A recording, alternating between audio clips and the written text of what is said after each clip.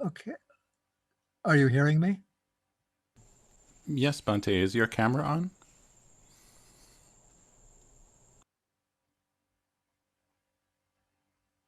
I think so, but let me, okay, if I share the screen. Okay, my screen appears now. Yes, Bante. Okay, it's just useful for me to have a blank document. Okay, I guess we take the, it's asked me to start my video. Isn't my video on? Your personal camera doesn't seem to be on. Yes, now Okay, it is. okay. Okay, so you present the questions and then I will try to answer them. Bante, I will start because I'm in Abhi's support room number 1. Okay. It's Beth, and good afternoon, and Good thank you afternoon. for the teachings. We had some fairly discrete questions. The first was just something we didn't hear. The most prominent contemporary advocate of Samadhi or of Samatha Yanika was a Burmese Sayadaw whose name we didn't catch. Okay. They call him Pa Auk Sayadaw. Got you. Thank you very much. Our second question was, we were interested in the derivation of the word vipassana, Yeah, because the translation might not catch it so well. yeah, I think maybe insight is not completely accurate. I mean, it's become the standard rendering, but insight often implies like you have an insight into some emotion that you've been experiencing or some way in which you behave in relation to other people.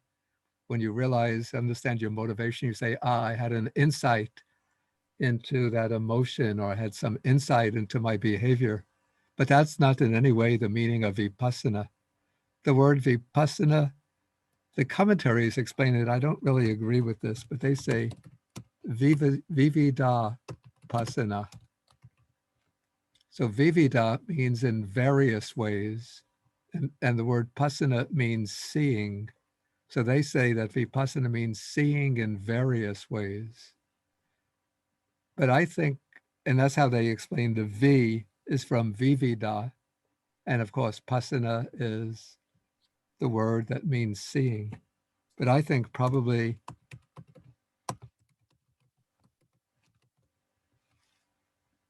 the original implication is visesa. Visesa means excellent, excellent or distinguished. So this is an excellent, superior way of seeing. So it's not just seeing with the physical eyes, but it's seeing deeply into the nature of things. Thank you. That's a really very helpful. Then our last question was about the experience of walking or other kinds of meditation where we try to experience the 4 elements, and particularly in terms of solidity for earth and cohesion for water. It was hard to move from a conceptual realization to a real bodily felt sense. And did you have any advice on meditation that would help move the element awareness really into the body sense? Well, it seems that the experience of the earth element should not be all that difficult, but the way some of the teachers explain the way to do this is to begin by actually physically touching certain hard parts of the body in order to get a sense of hardness or solidity. For example, one could press on the top of the skull, and there you get a sense of the hardness of the skull. Or you could clatter the teeth together or touch the teeth, then you get a sense of the hardness of the teeth. Or you touch or rub the fingernail, and you get a sense of hardness from the fingernail. So that gives a tactile experience of hardness. And then one has to try to look mentally for the sense of hardness in the body. Maybe first beginning taking general portions of the body, taking the head as a whole, the neck, the arm, each arm, chest, abdomen, legs, and just feeling the solidity, the hardness, relative hardness of that part of the body. And then once one picks up the sense of hardness by taking large blocks of the body, then one could start scanning the body in a very almost microscopic way and picking up the sense of hardness that pervades the whole body. So that is how one picks up the sense of the earth element. You could take hardness, and then to get the softness, you would touch the soft parts of the body. For example, the thighs or the arms where there's soft flesh, and that will give the sense of the softness of those parts of the body. So that's getting the earth element, the two aspects of hardness and softness. Then the water element or the liquid element, like one way to go about this is to consider like certain flowing, well, fluids in the body, since the word fluid and flowing have the same derivation. So you can just start by turning the saliva around in the mouth to give one a sense of fluidity. Or, okay, even consider when one goes to urinate, the flow of the urine coming out of the urethra, and that gives a sense of flowing. So that gives one the water element in the aspect of flowing. The aspect of cohesion is very hard to pick up. And to pick that up, it would seem that one has to practice with the other three elements for some time until the mind becomes very sensitive. Then when one attends to different parts of the body, just looking for the aspect of cohesion, one starts to feel almost like, maybe you call this an electromagnetic force that is binding particles of the body, maybe the molecules or atoms together. And that's how you pick up the aspect of the water elements aspect of cohesion. That's very helpful. Thank you from Breakout Group 1. We appreciate it very much. Okay. Maybe tomorrow morning we'll try with the meditation, doing a very elementary observation of the four elements. That would be great. Okay. Thanks.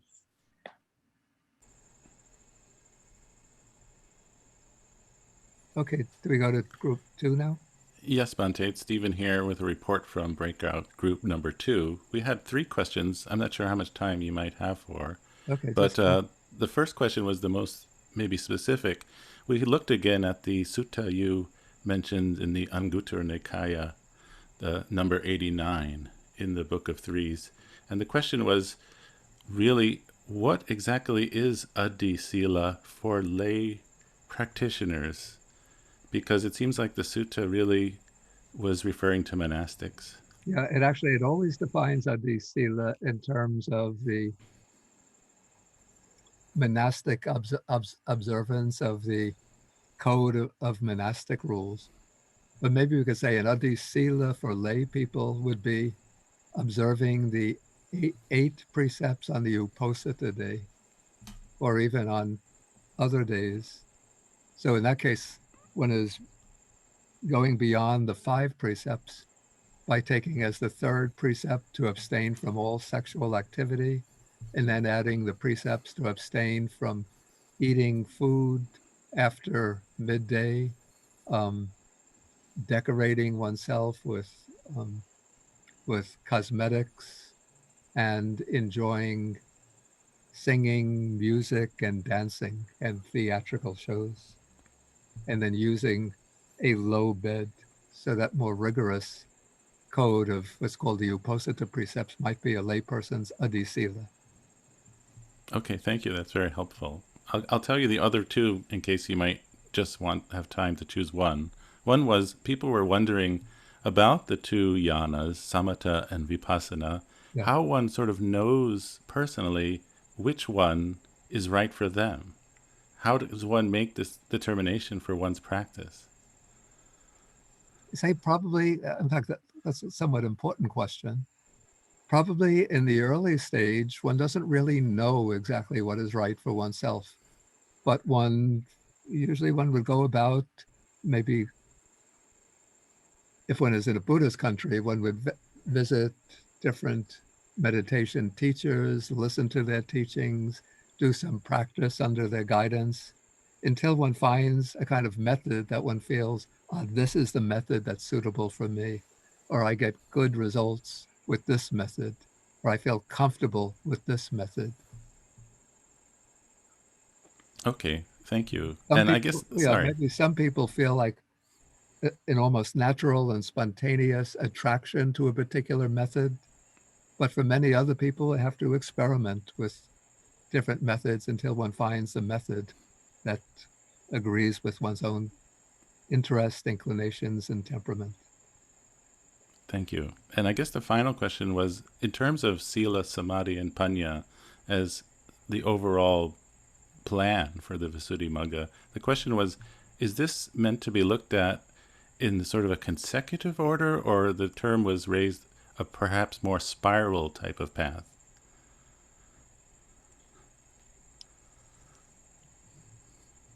I don't quite know what's meant by spiral.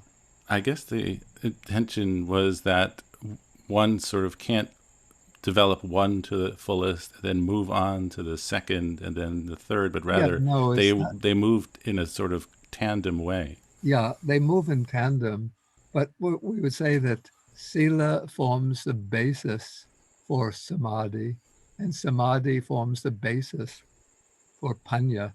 But you could say also that Samadhi and Panya will reflect back and promote the strengthening of Sila, and Panya will help one to develop Samadhi.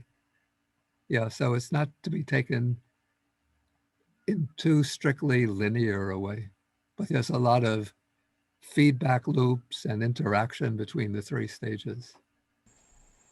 Thank you very much, Bhante. And I'll pass it to the next room now. Have a good day. Bhante, this is room 3. So actually, in the interest of time and fairness, I'll ask one question, even though we have 3, and we'll just go through rounds. Okay. Yeah. And so the question I thought probably most like Abhidhammic today is one person, Niru, had this question about the 33rd consciousness state out of, I guess, the 87. Consciousness state has accompanied by equanimity and agitation rooted in delusion. So the question is, how can agitation be accompanied with equanimity? Should equanimity be a positive thing? What is meant by equanimity there is not, that is a literal translation of the word upekkha, the Pali word upekkha. But what is intended by upekkha here is not what we in English mean by equanimity, a balanced, calm, collected mind, but rather this means neutral feeling that's not pleasant, not painful. Yeah, so it's unfortunate that the Pali text used the word upekkha in reference to this neutral feeling, but it doesn't mean equanimity as mental balance, but rather it means simply the feeling that's not pleasant, not painful. Thank you, Bhante. Okay. Okay, we could come back to your other questions. How many rooms are there altogether? Bhante, we have a total of 6. Okay, so let's go on to the next. Okay, and Bhante, thank you for considering our questions. Maybe I raise the 3 and Bhante decide how many we have time. So the first question has to do with How does one go about checking attainment of jhana? The second question is the difference between asava and kilesa. And then the third question has to do with Sutta number Anguttara Nikaya in the Book of 4, 170, where there is the reference of the 4 types of meditator. So, Yeah. so the person was hoping to learn about the latter 2. How do they develop tranquility in tandem of insight? And the fourth one is have the restless concerning Dhamma under control. Thank you, sir.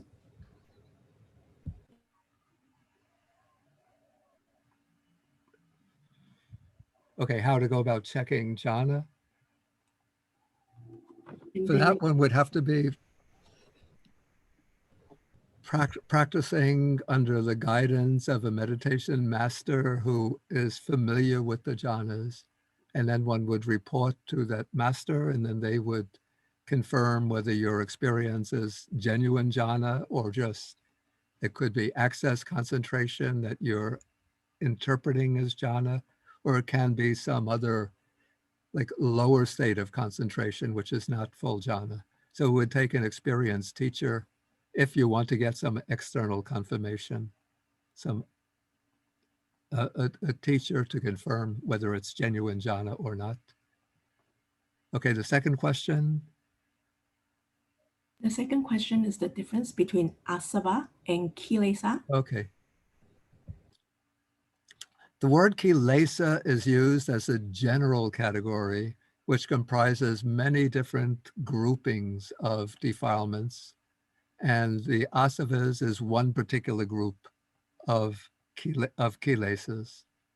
And I understand the asavas are those particular defilements, the craving for sensual pleasures, craving for existence, and ignorance that are, I call them the most primordial defilements that keep one in bondage to the cycle of repeated births. So that's why in the suttas, when the texts are describing the process of attainment of liberation, especially the last stage, it's most often explained as the elimination of the asavas rather than the unwholesome roots or the elimination of the 5 hindrances or anything else. And then the third question. Third question is referring to Anguttara Nikaya, Book of 4, Sutta 170. Yeah, I think, you know, in the tradition, we don't pay too much attention to those two. In fact, the third is a kind of method. Let's say if the way it's explained in the commentary, it's alternating, entering a jhana, then emerging and doing insight on that jhana. Then one goes into the next jhana, emerges and does insight into that jhana. And that way one continues in sequence, alternating jhanic attainment, then insight on the basis of that jhana. The fourth is not really a method as such, but it's actually the way it's explained within the tradition. It's referring to a certain stage of experience that we'll come to later in this course, where one encounters what are called the defilements of insight and the emerging from those defilements of insight. So we will come to that later. Thank you, Bande. Yeah. Okay, next group. Bandami Bhante. Yeah. I'm representing the group 4, group 5 here, and I would like to put in 3 questions, 3 primary questions from breakup group 5. Yeah. One is about yesterday Bhante had spoken about the 7 factors of purification. Yeah. In Vishuddhimagga, and then in Digha Nikaya, there are 9 factors. So the question is, are these 2 additional factors, that's the one of wisdom and liberation, are these 2 factors any anything specific about these two factors to how to practice, or are they well defined somewhere else in some other text? Yeah, no, they're not defined anywhere else. And the way they're explained in the commentary, they are not stages of practice, but the commentary explains Panya Visuddhi to be the wisdom that is present in the fruit of our hardship, and the Vimutti Visuddhi, the purification of liberation, or Vimutti Parisuddhi, the purification of liberation, to be the element of liberation within the fruit of our hardship. So those are maybe two ways of looking at the final goal, the achievement of the final goal in this life. That is the fruit of our hardship, seen either in terms of the wisdom that's present in that attainment, or looking at that attainment as a state of liberation from all defilements. So there's no further practice in those two stages. Mm-hmm. Thank you, Bhante. If I can say the next question, Bhante. Yeah. So the basic question here is about open awareness, like in Tibetan Buddhism. Is there the practice of momentary concentration apart from just sitting and being grounded and mindful during that time? Is it also possible to do in our everyday life? Possible to do In the walk of everyday life, a practice in everyday life. Yeah. I don't know, maybe some people can do it, but of course one could, in everyday life, one should be practicing mindfulness and, to the greatest extent, sampajanya, clear awareness of what one is doing. Mm-hmm. But it would be very, very difficult to achieve something that corresponds to even to momentary concentration in one's ordinary everyday activities, Mm-hmm. unless one has very, very, skilled in the development of concentration. Mm-hmm. Thank you, Bhante. And the next question is like, do we use our six sense doors as part of mentality, especially while we are walking and we are noticing the sense through our senses?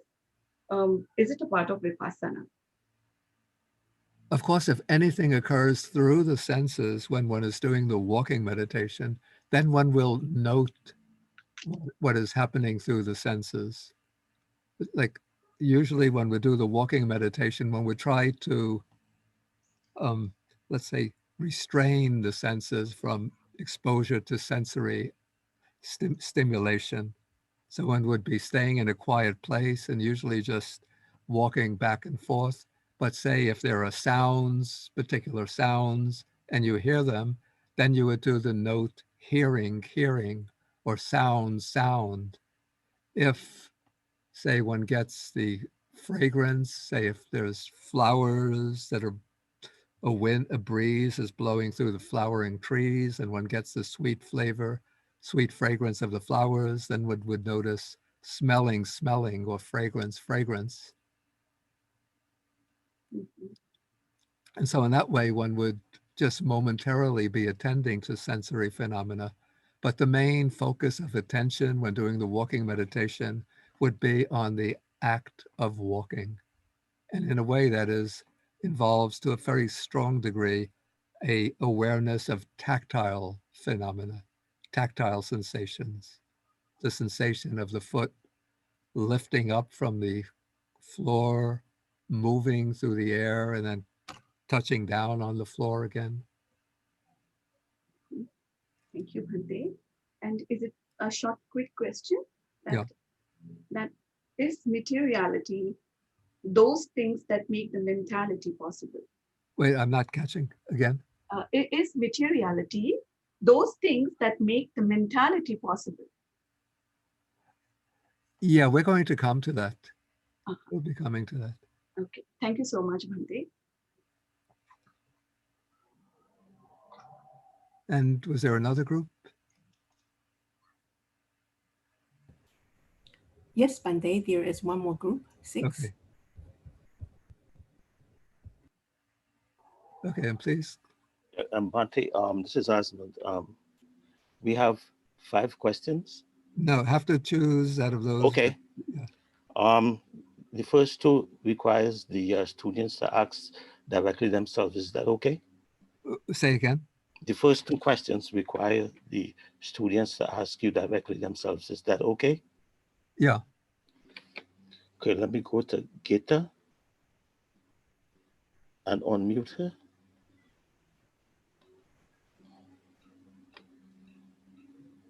So Gita,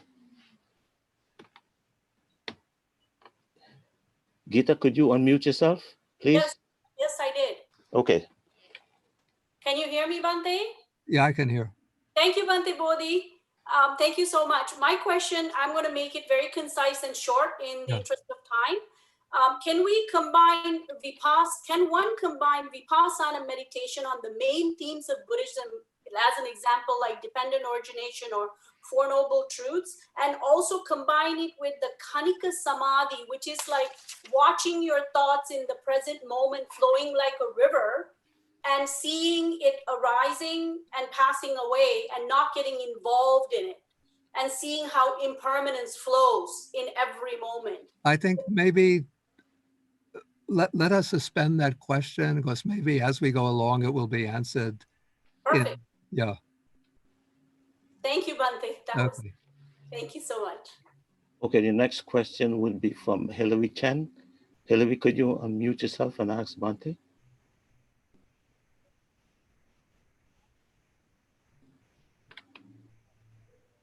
Hillary, could you unmute yourself and ask Bhante your question? Here now. Hi, Bhante. This is Hillary. My question is, as a Vipassana vehicle practitioner, is the minimum requirement to attain the concentration, is it momentary concentration or is it access concentration? Because I've heard both either way, so I want to confirm what the Visuddhimagga says. Yeah, for the Vipassana Yanika meditator, the minimum concentration would be the momentary concentration. Mm-hmm. But a Vipassana Yanika meditator, I guess they could attain access concentration and then come to do the contemplation of the mental and material phenomena in the same mode in which, and then doing the contemplation of mental and material phenomena. And then as they're doing that contemplation, then momentary concentration will arise again. Okay. Okay. So in that case, they do the access concentration, come out, begin contemplating mental and material phenomena. And then as they're attending mindfully to the phenomena, then the mind will go into momentary concentration. Okay, so it's through the practice of momentary concentration alone, then the access concentration will be cultivated. No, if one is going directly into the contemplation of mental and material phenomena without using a samatha meditation object, then one will not be attaining actual access concentration. One will attain momentary concentration. So, but it said that momentary concentration has the strength of concentration equivalent to that of access concentration. Oh, okay, I understand. Okay, thank you very much. And also, can you share your notes on the commentaries at the end of the class with us? Yeah, I will send them to Kaidi or Stephen or both. They could share it with everybody. Thank you very much. Thank you. Okay, Bhante, the last question has to do with dry insight and the minimum amount of serenity that might be required for dry insight.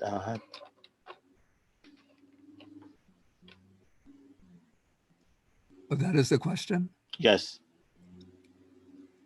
I thought I explained in the dry insight method, one is not developing prior serenity, but one goes directly into the contemplation of mental and material phenomena. And through that contemplation, one arrives at momentary concentration. Okay, thank you. Okay, if somebody asks only one question, they can ask another one or two more questions. Yeah, Bhante. Yeah, So but- this is breakout room 3. Yeah. I'm glad we have time. What's the difference between knowledge and vision that we see, like, jnana dasana? They're actually, in a way, just two different words for the same thing, just emphasizing different aspects. The last question, Bhante, is Yeah. this is a deep one. Does chitta pass away after Buddhahood, after Nibbana? It's not a question relevant to what I'm presenting. Okay. Yeah, the question should be relevant to the presentation. Thank you, Bhante. Yeah.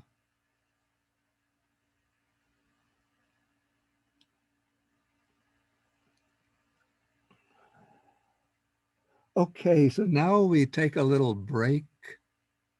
So we could take a little break for some tea. Let's say till 3:12, since I have 3:02. So we take a 10-minute break, and then we'll come back 3:12 exactly.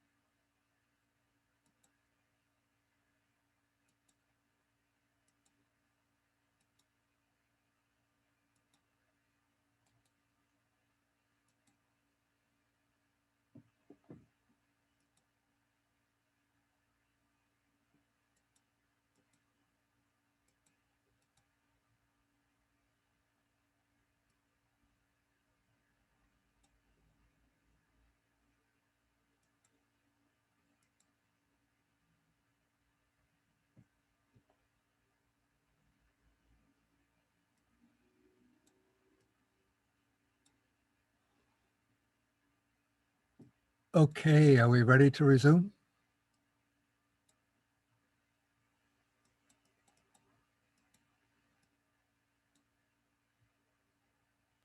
Yes, Bante. Okay. Do I have to do anything or just start? Looks all set, Bante. Okay, so now we will be starting the afternoon session. So this is the 3:10 on Saturday afternoon, September 5th. And we are going through now the section on the purification of view, Ditti Visuddhi. And so we saw that the meditator now investigates his or her experience and distinguishes in this experience, or distinguishes the experience into the two components, the material side and the mental side. So together these make nama rupa, mentality and materiality. So in a sense, summing up here and preparing for the next section, the root text of Visuddhimagga says that the meditator defines the four immaterial aggregates. This is the four mental aggregates: feeling, perception, volitional activities, and consciousness. Defines that as nama, as mentality. And then he defines their objects, the four primary elements and the derivative types of materiality, as materiality. So I think I would say that the Visuddhimagga here, that this statement is a little bit too limited, since it says he defines their objects as materiality. But it's not only the objects that are materiality, but it is also the physical body, which is the basis for the mental process, and particularly the sense faculties, the material sense faculties, eye, ear, nose, tongue, and the sensitive body also come under materiality. So it's not only the objects, but I would say objects and body and faculties.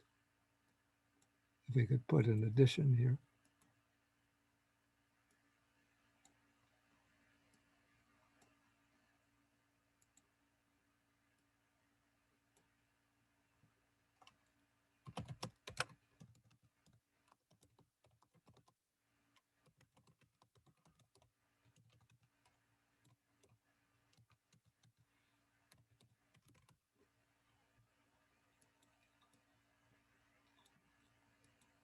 Okay, so this is all comprised under materiality. And so the text continues, it says, he defines all states of the three planes. That's the three realms of existence: the desire realm, form realm, formless realm, then the 18 elements, 12 sense spaces, 5 aggregates. All of them can be reduced to this combination of mentality and materiality. And then this is the important point here, that one concludes that over and above mere mentality, materiality, there is nothing else that is a being or a person. Then it mentions a deity or a Brahma. So what is being indicated here is that sort of the root delusion, or the most fundamental manifestation of ignorance, is the idea, the notion that at the core of our being, at the center of all experience, there is a kind of substantial, lasting entity that we call a self, a being that makes us a substantially existent person. But when one looks into experience using this very sharp vision derived from the contemplative process, one doesn't find anything corresponding to these notions of self, person, living being, apart from this interdependent functioning of mental and material phenomena. So these terms like a living being, a person, an individual, a man, a woman, even self, can be useful simply as terms of expression, as conventional expressions, as terms of convenience. But one should not grasp upon those terms as pointing to a truly existent self, being, or person that has some kind of being of its own apart from, above, and beyond this interdependent play of mental and material phenomena.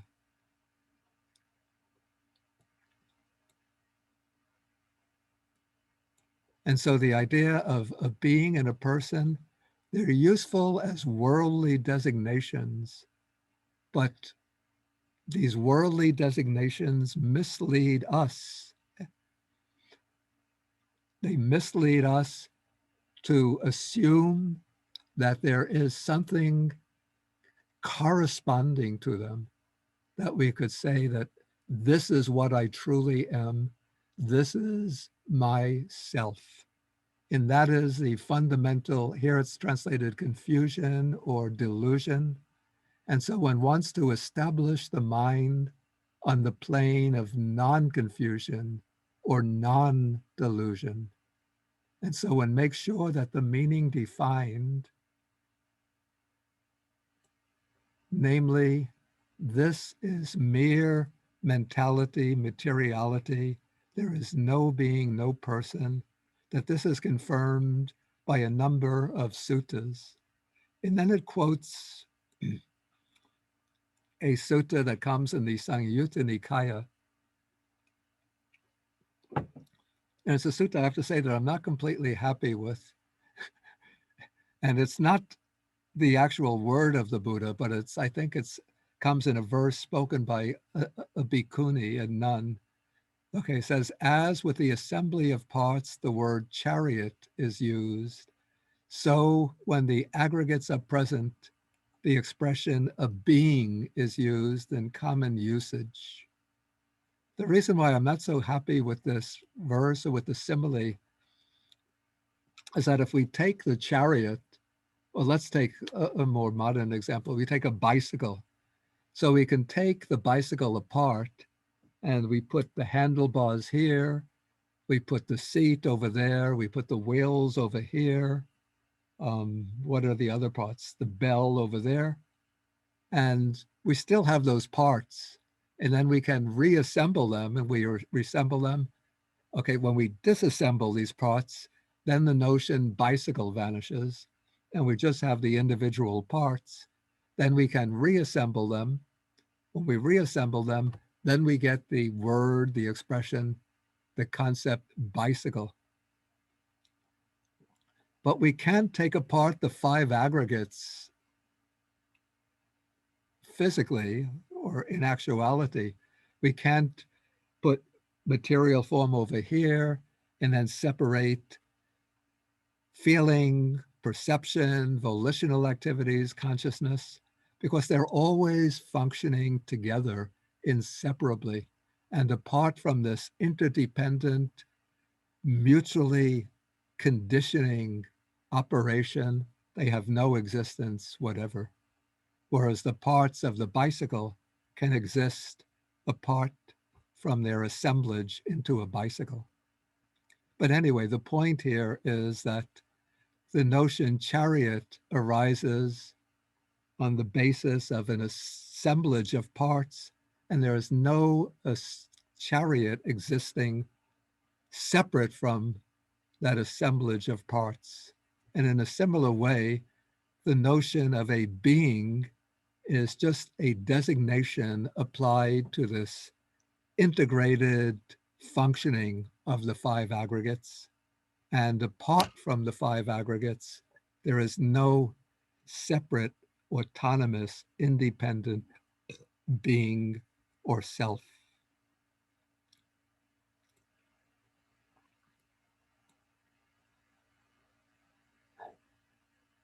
Okay, this just elaborates on the simile of the chariot. Okay, and so then it concludes, so too when there are the five aggregates, then there comes to be the mere term of common usage, a being or a person.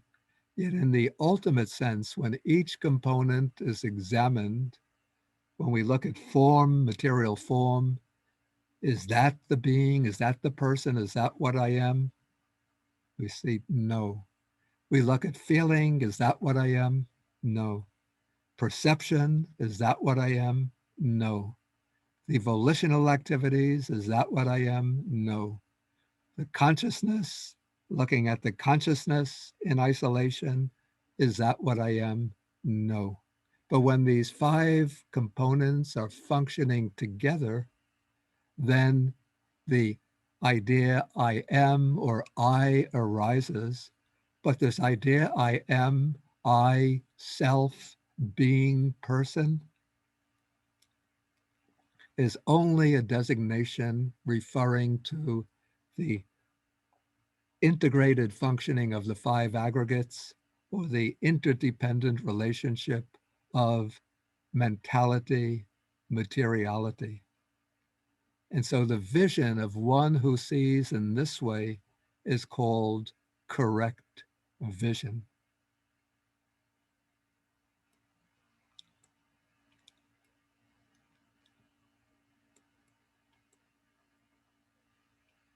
And so then it continues and says that this mentality, materiality is void. That is, it's empty of any kind of self or substantial nature, soulless, or it's devoid of any kind of internal subject that could count as the soul. And this is a rather strange expression. Without curiosity, I don't think that there's a really adequate way to render that Pali expression. I think the idea is that there's no, let's say, or maybe it's better to say it's without autonomous existence. I think that's a better rendering than without curiosity. So it's without autonomous existence. And yet it walks, stands, talks, engages in various other activities through the combination of these two aspects, mentality and materiality. And so again, it says the mental and material are really here, but here there is no, let's say, independent, substantially existent human being to be found. It is void and merely fashioned like a doll, just suffering piled up like grass and sticks.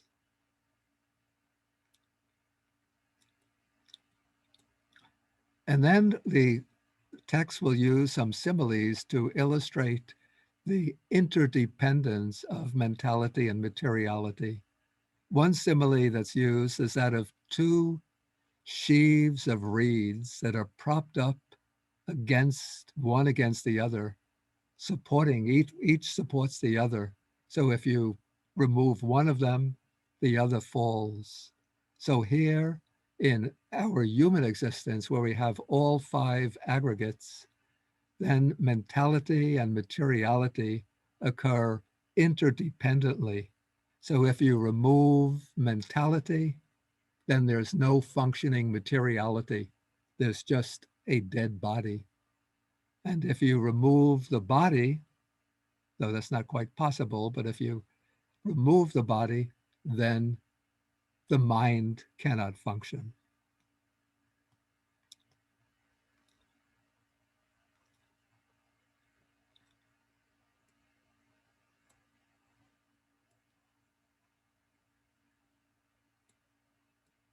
Okay, then another simile to illustrate their interdependence is that of the blind man and the cripple.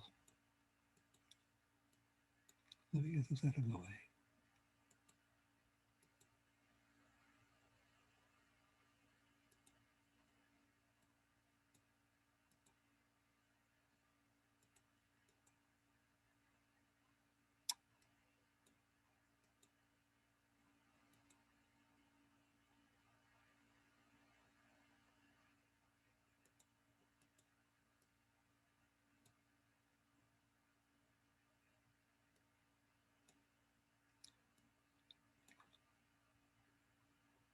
Okay, so this is the simile that the ancient teachers have devised.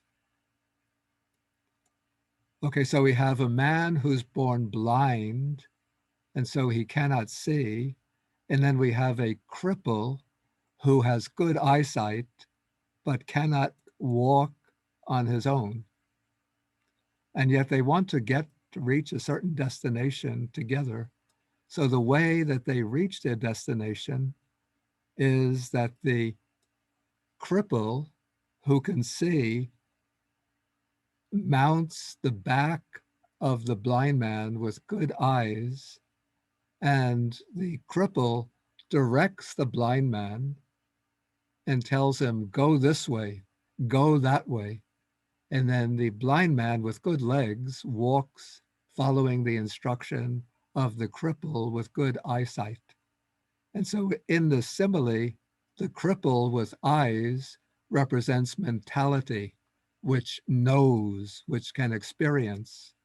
And the blind man with good legs represents materiality, which has no knowledge, no direct experience, but follows the instructions of the mind.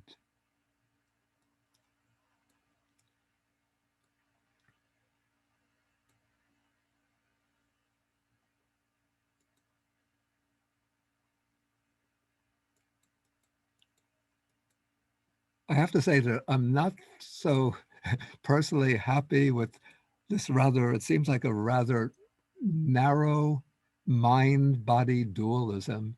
And it seems to me that the position of the suttas is somewhat more subtle than the position of the commentaries or the Visuddhimagga.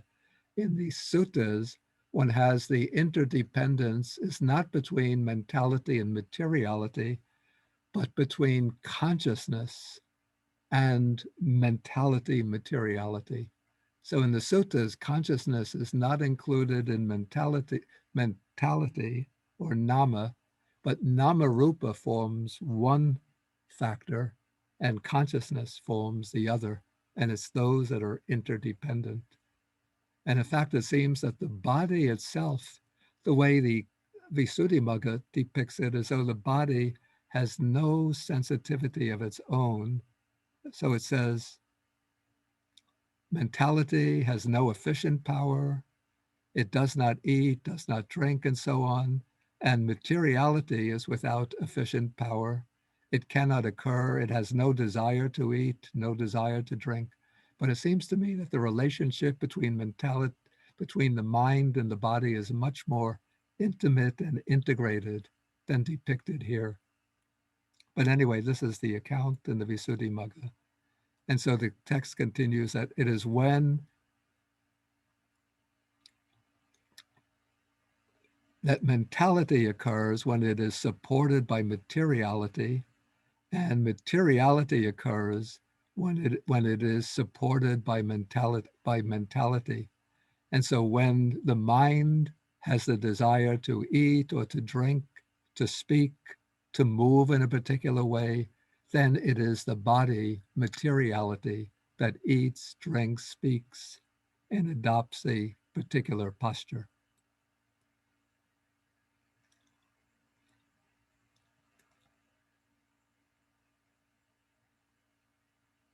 Okay, so now the chapter is coming to its conclusion. So it says the correct vision of mentality, materiality, which has been established on the plane of non-confusion or non-delusion, by overcoming the perception of a being, a living being, a person, a self. That is what is meant by purification of view. So one investigates the nature of experience in a meditative context with mindfulness and clear comprehension in order to look deeply into the nature of material phenomena and mental phenomena. And so one sees that it is through the interplay, interdependence, interrelationship of these of the mental phenomena and material phenomena that there arises the notion of a person, a being, or a self. But these terms, being, person, self, are just convenient designations for this interplay of mentality and materiality. There is no being, person, self behind, within, or above the interplay of mental and material phenomena. And that understanding, that realization, which overcomes the perception of a being, is called purification of view, and is also called the defining or distinguishing of mentality, materiality, and the delimitation or discrimination of sankharas, of formations.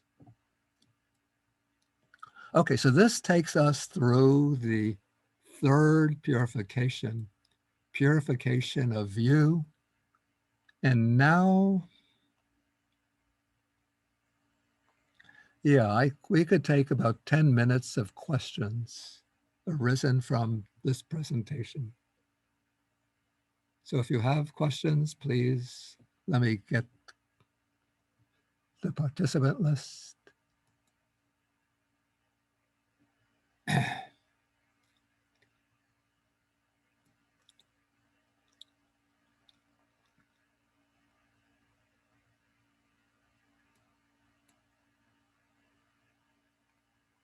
Okay, so we start with Sud. Unmute yourself.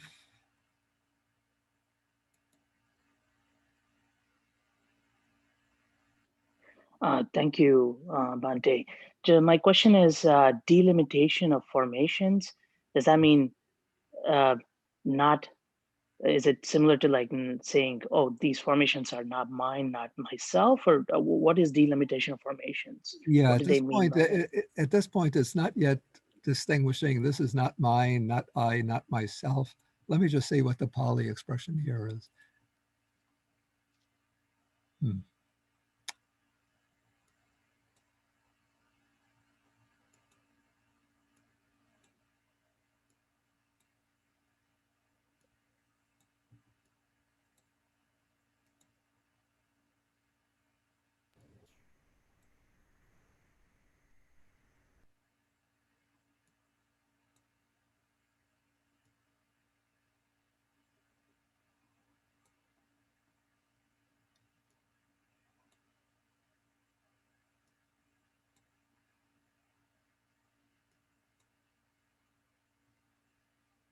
I'm having a little trouble manipulating.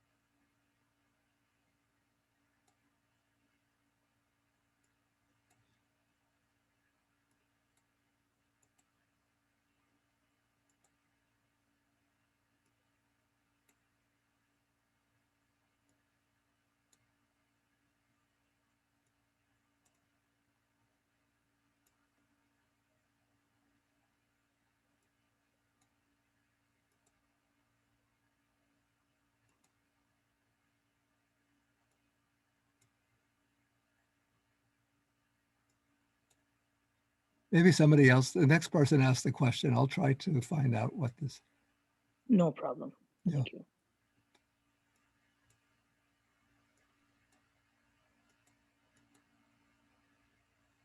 Okay, Kenneth. Hello, Bante. Bante, I was trying to, get a clear understanding between the mentality and the materiality relationship. So materiality is very clear. It's earth, air, fire, water, the four elements. On the mentality side, the understanding I have is it's contact, feeling, perception, mental formations, and attention. And then consciousness holds both mentality and materiality together. Is that accurate? No, I wouldn't say consciousness holds mentality, materiality together. So maybe the easiest way, in the suttas, we find mentality defined as contact, feeling, perception,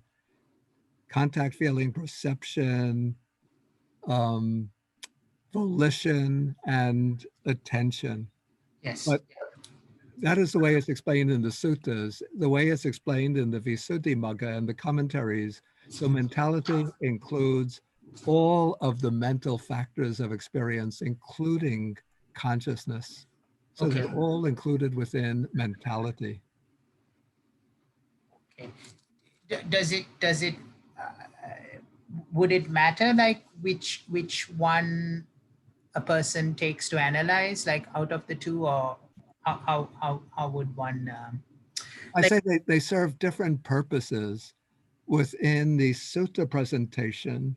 I think that under nama, what's being distinguished under nama are the bare minimal mental factors that are present just in some way in every experience. Yes. So every experience originates from contact, and then out of contact there comes feeling, perception, and volition. And then there is some act of attention by which one is directing the mind to the object.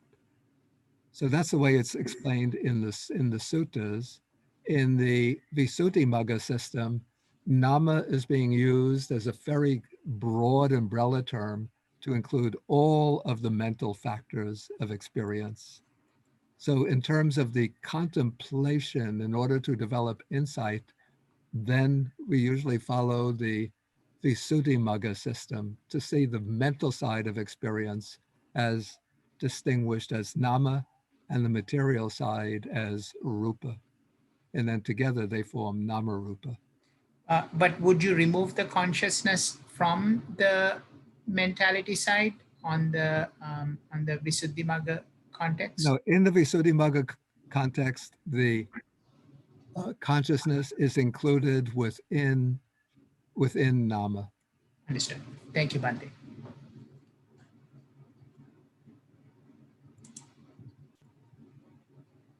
Okay, next is it you wrong?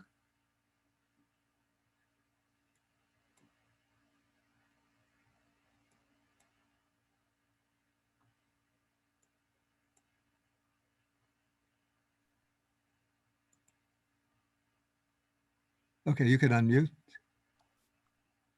Okay, go ahead. I had a little trouble. Clearly, we see the purification of view is established on clearly seeing that a being existence is on the assemblage of mentality and materiality. And for a dry insight meditator, the beginning point is to observe materiality through different elements. Yeah. Clearly, this is what the Visuddhimagga is telling us. However, in your teaching this morning, you describe a dry insight or pure insight meditator sit down meditating and sees the phenomenon as they arises and can see the three characteristics of each phenomenon. But wouldn't that be different from what is mentioned here? Wouldn't that has to come at a different stage of purification? Oh yeah, I don't think I said that one is seeing the three characteristics of each phenomena in the stage of of purification of view. Oh, But I you see. did say that. Okay, now I know what you're referring to. Yeah, where it says that the Vipassana Yanika begins by contemplating the 5 aggregates by way of impermanence, dukkha, and anatta. Yes. Yeah, that's actually really referring to a later stage that we're going to come to. But in the initial stages, preparing the way for the arising of the insight knowledges, one begins by attending to, let us say, a simple object, just observing something in the present. Usually, as I said, at least in the Mahasi system that I'm most familiar with, one will be observing either the rising and falling of the abdomen, or it could be the breathing in and out. And so one is observing that and then noticing any other phenomena that impinges on the mind, feelings in the body, thoughts that arise, memories, sounds that one hears, whatever occurs, one simply notes it and designates it. And in that way, one is building up the power of mindfulness and concentration, the ability to note whatever occurs. And then it's when that mindfulness and concentration develop a certain degree of power and consistency that one can turn to the task of going through the aggregates one by one, observing, defining them by way of impermanence, dukkha, and selflessness, and then actually observing the impermanent, unsatisfactory, and selfless nature of the aggregates. So as a practitioner, we shouldn't focus on the impermanence nature of phenomena, because for me, that is so much easier to see than to actually see the elements. To see the arising and passing away of phenomena is so much natural than to actually see the components of each phenomenon. Of each experience, you mean? Right. I would say within the more basic stages, one should be distinguished in order to get a really clear and deep insight into impermanence. One should be just analyzing it, not just intellectually, but dissecting the experience into the constituent factors, even though it requires effort. Thank you.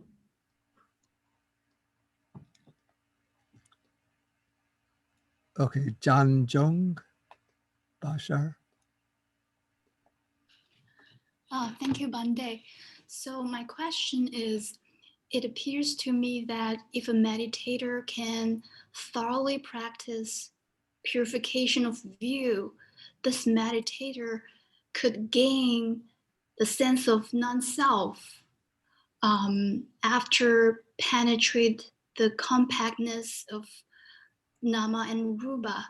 But why is that only when a meditator can attain sotabhana state, then we say this meditator can be free of the self-view. Yeah, okay, I see your question. Thank you. Yeah, it's a good question.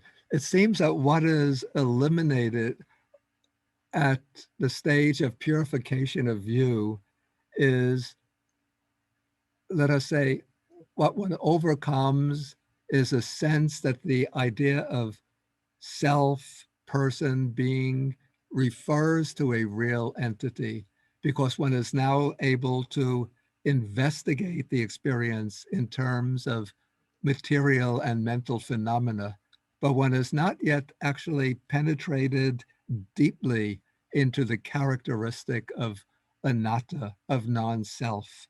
That will come later as one progresses through the stages of insight.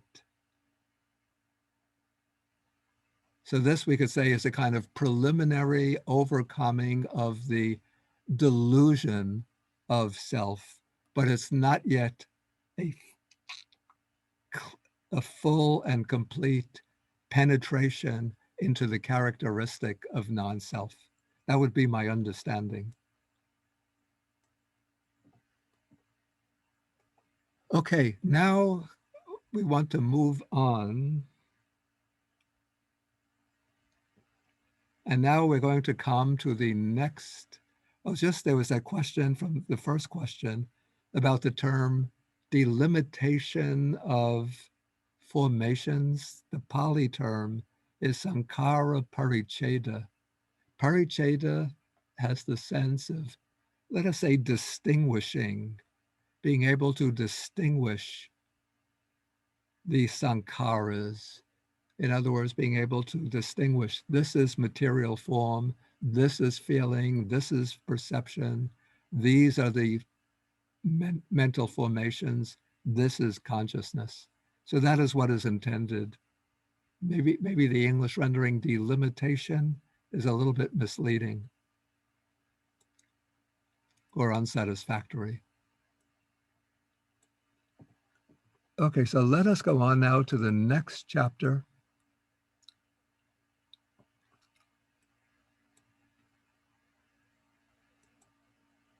And this is the counterpart, the important counterpart to the purification of view. So purification of view, we could say, proceeds analytically by looking into the what we call the person or being, and seeing that the person or being can be investigated and understood as an interdependent play of material and mental phenomena. So that stage involves a predominantly analytical approach. But now the next stage uses a more, let's say, not synthetic, relates, let's say it investigates the conditions of mentality and materiality. And so in this stage, one is aiming to see that this mentality, materiality exists within a network of causes and conditions, and in turn contributes to this process of conditionality. And so this is called purification by overcoming doubt, because one investigates the condition of this name and form, of this nama-rupa, mentality, materiality, in order to overcome doubts about the three periods of time: past, present, and future. And so to gain this stage of purification, what one does is to investigate, to seek out the causes and conditions for this mentality, materiality. It says, just as when a skilled physician encounters a disease, in order to cure the disease, he seeks its origin. But when a compassionate man finds a little child lying on the road, he seeks out its parents.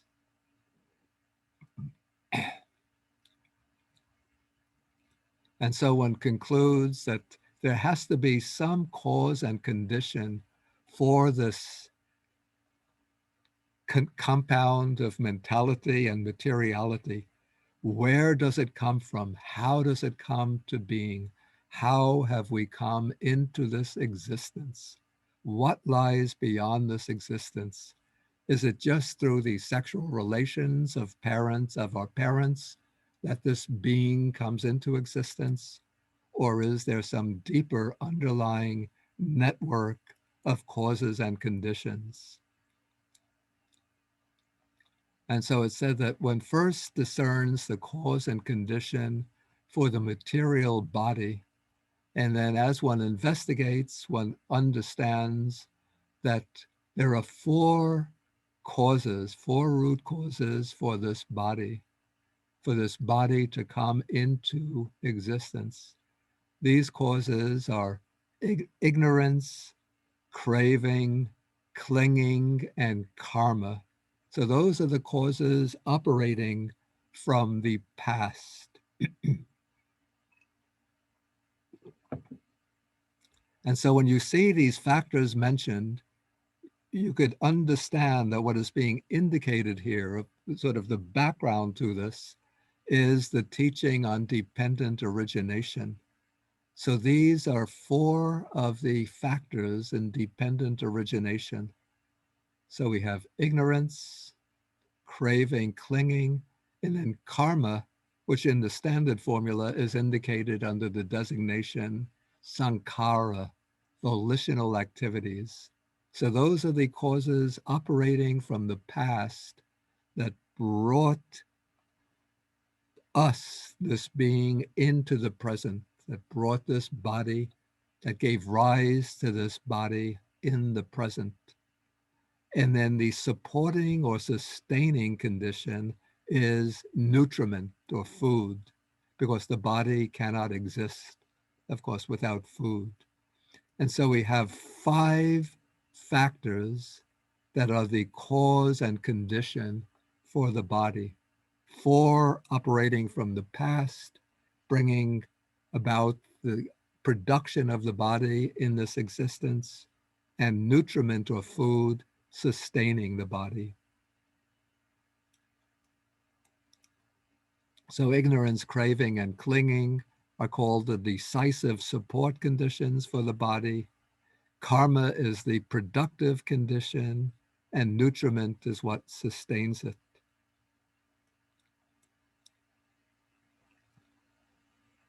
Okay, and then to see the causes and conditions for the arising here of the mental body.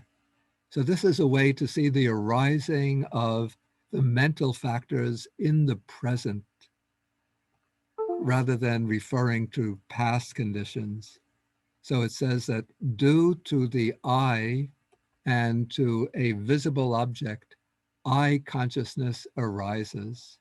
And then the text will continue, because the Visuddhimagga makes the sutta reference, assuming that the reader, a learned monk, will know the rest of the passage. So I consciousness arises, then the meeting of the 3, the meeting of consciousness with the object through the I is contact. And then from contact, there arise feeling, perception, and volitional activities. So in this way, we see that there are present conditions for the arising of the different mental factors in the present. And so then when he is seen thus, so when he has thus seen that the occurrence of mentality materiality is due to conditions, then he sees that just as at present, so in the past, mentality materiality occurred due to conditions, and in the future too, it will occur due to conditions. So it says, in this way, his doubts or uncertainty is abandoned. And then there are various doubts or questions. Did I exist in the past, or didn't I exist? What was I in the past? How was I in the past? And so on. So when you see the occurrence of mentality, materiality through these conditions, then these doubts are overcome, which is why this knowledge or this stage is called purification by overcoming doubt. But there are further ways to investigate the conditionality of mentality, materiality.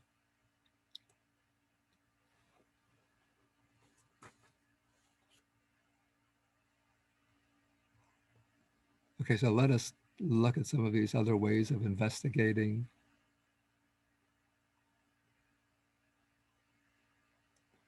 Yeah, the different ways that are mentioned. Yeah, this is the way that I think is the most, for me, it's the most, it's the most cogent way of understanding the conditions for mentality, materiality. That is by way of the round of karma and the round of karma result. Okay, so in the past existence, there was delusion, which is ignorance. There was the accumulation of karma, which is there called formations or volitional activities. There was attachment, which is craving. There was holding or grasping, which is clinging. And there was volition, which is called becoming. So these are factors of dependent origination, which were the causes from the past existence. So we have ignorance, volitional formations, craving, clinging, and karmically active becoming. 5 causes. So those were the 5 causes in the previous existence, in the karmically active stage of the previous existence, which functioned as the conditions for rebirth to take place into this present existence, this present life. Then in this present life, there was the event of rebirth linking, which is indicated by consciousness. Then there was the descent into the womb, which is mentality, materiality.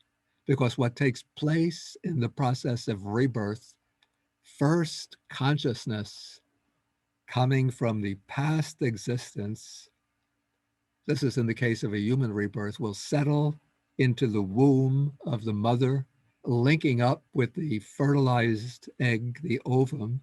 And when consciousness connects to the fertilized ovum, then the rest of mentality, materiality arise. The fertilized ovum turns into the beginning of a physical organism, and the other mental factors arise together with consciousness.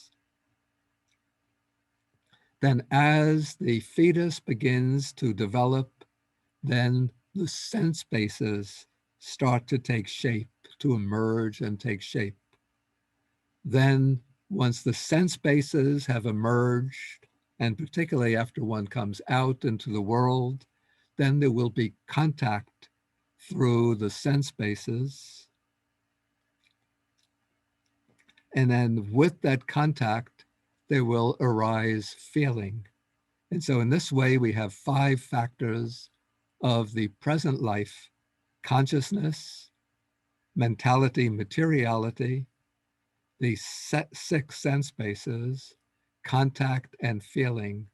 So those are the 5 things of the present existence that are the result of the karmic activities and the defilements of the past existence.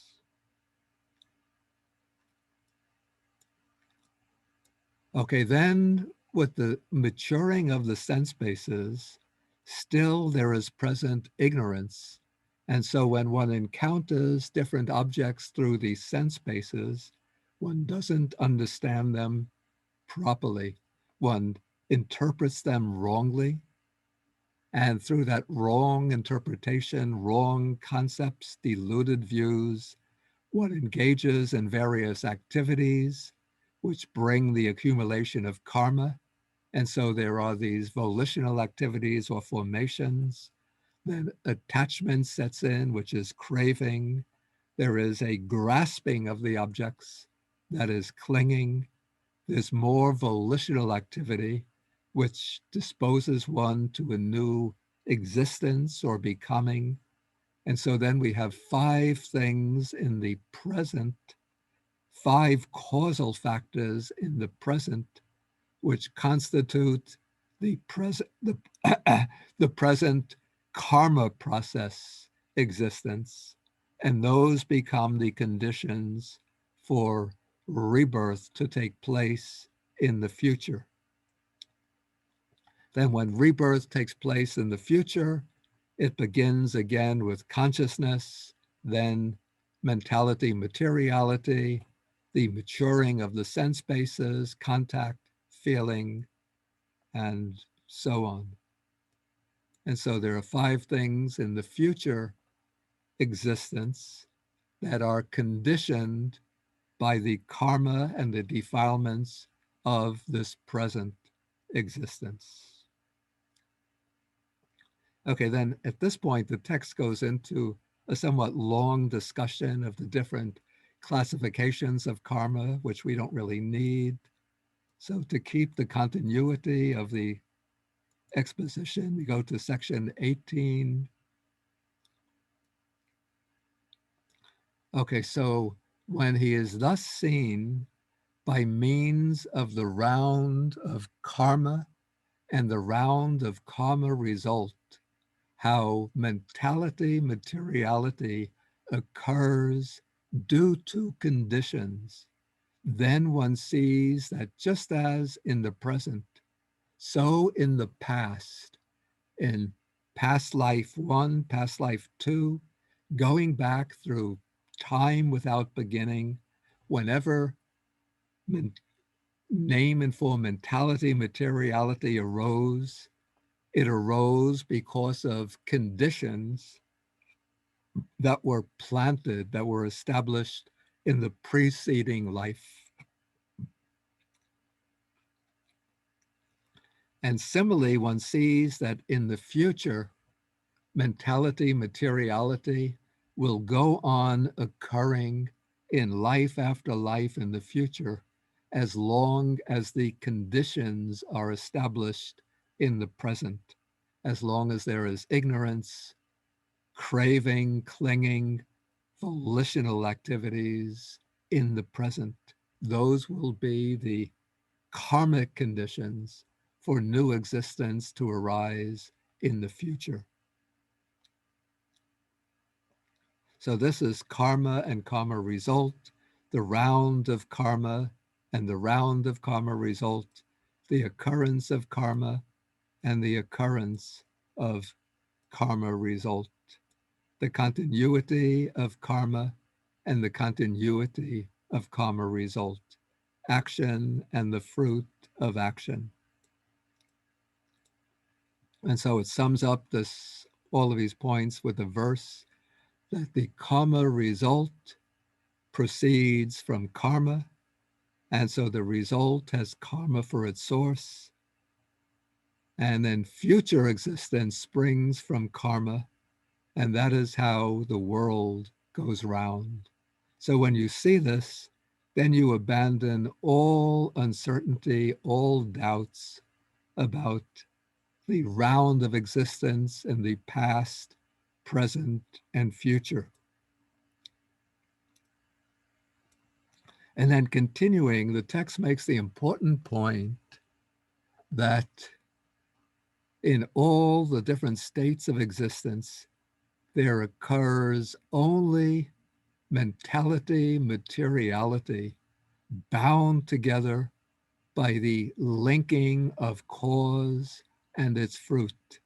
So above and beyond Namarupa, mentality, materiality, there is no doer, no agent of action above and beyond the activity of doing, no experiencer of the result above and beyond the occurrence of the result, because there's no self within this process that performs the action and experiences the result.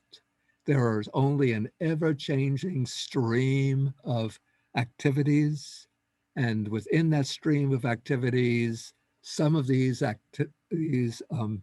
mental events will be karmically active events that generate new karma, which will bring about a arising of a new being in the future. And some of those events will be events, occasions of experience in which one experiences the results, the fruits of previously done karma. And so there is this oscillating, alternating sequence or cycle of karmic activities and results of karma. But above this and beyond this, no independent, self-existent doer and experiencer.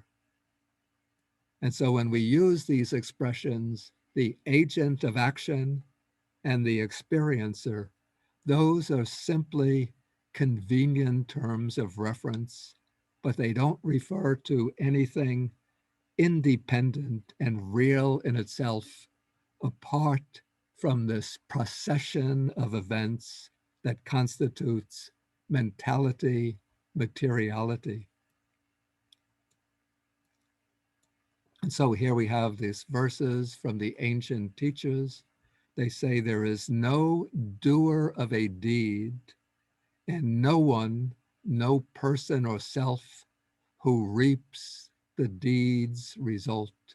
Phenomena alone flow on, so this alone is the right view. And yet here, karma and result is compared to the seed and the tree. So from the seed comes the tree. The tree will bring forth fruits. The fruits will contain seeds, and the fruits will fall to the ground, deposit the seeds, and the seeds will give rise to other trees. And in this way, the round of existence goes on without any discoverable beginning. And so then the text says that the monk, a disciple of the Buddha, directly penetrates this deep and subtle void conditionality. So it's called void because in the karma itself, there is no karma result. In the karma result, there is no karma. And yet, so they're void of one another, but the karma produces the fruit, and the fruit gives rise to new karma. And so summing up, he says, for here there is no Brahma, God, creator of the round of rebirths, but phenomena alone flow on, cause and component, their condition.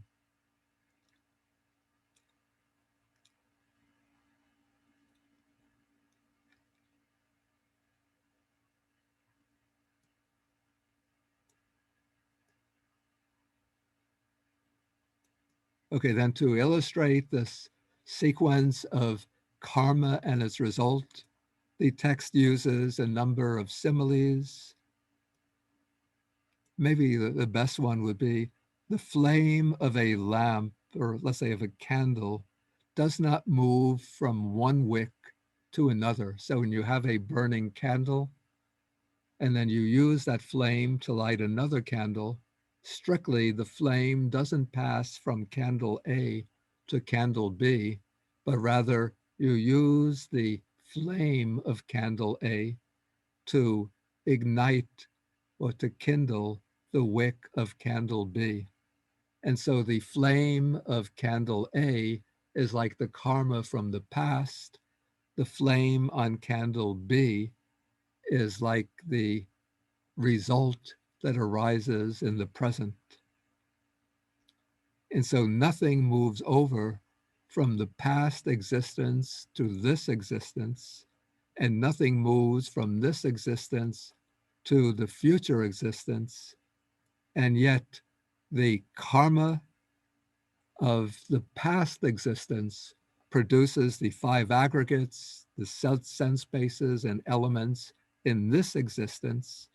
And the karma that we create in this existence will produce the aggregates, sense bases, and elements in the future existence.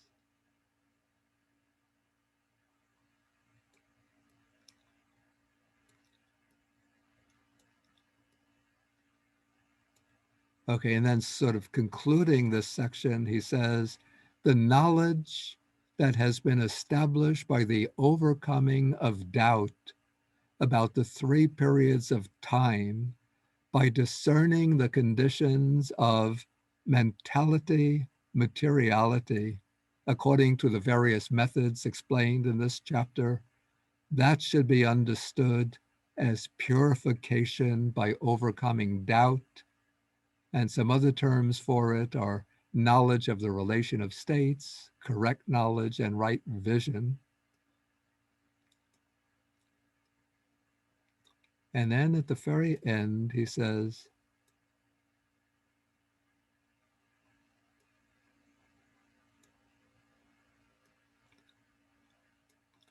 when a person practicing insight has become possessed of this knowledge, he has found comfort, or let's say a secure place within the Buddha's teaching, found a foothold, and become certain of his destiny. And he is then called a lesser stream enterer. He's not a real stream enterer, not yet attained stream entry, but the expression in Pali that's used here is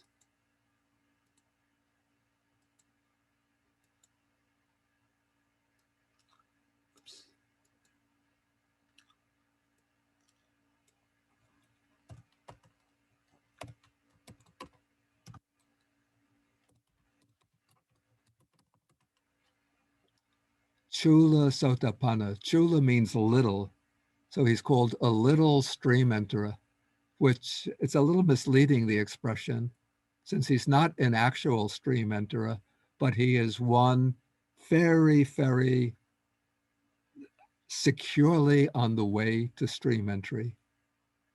And then the commentary to the Visuddhimagga gives an explanation of this.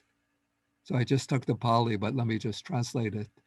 So it's said that this practitioner has gained by way of still mundane knowledge. It's not yet the super mundane knowledge, but by way of mundane knowledge, one has gained a clear understanding of the Four Noble Truths, not yet a direct experiential understanding of the Four Noble Truths, but a very clear conceptual understanding of the Four Noble Truths. So it's said that this one is incapable now of taking rebirth in the lower planes of existence and is capable of reaching the stage of an actual stream enterer. And so for that reason, he's said to be fixed in destination, bound at some point to reach the actual stage of stream entry.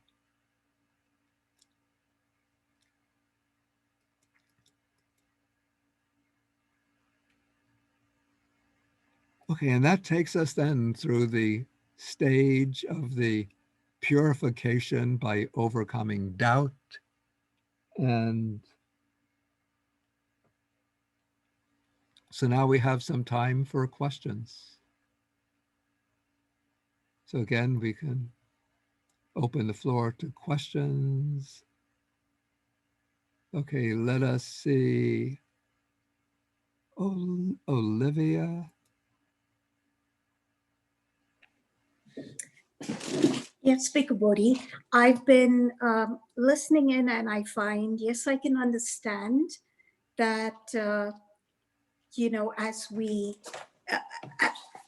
understand about how the process in the present existence can be inferred into the past or the future. Yeah. But I have a question in the fact that just before the verse by the ancient teachers that you covered, and I'll paraphrase what I heard you say, in all these states of existence, only materiality and mentality exist, yeah, which is linked by its fruits, and there's no agent, no experience of the activity. This to me seems to be a bit deterministic. There doesn't appear to be a point where intention and volition can come into play.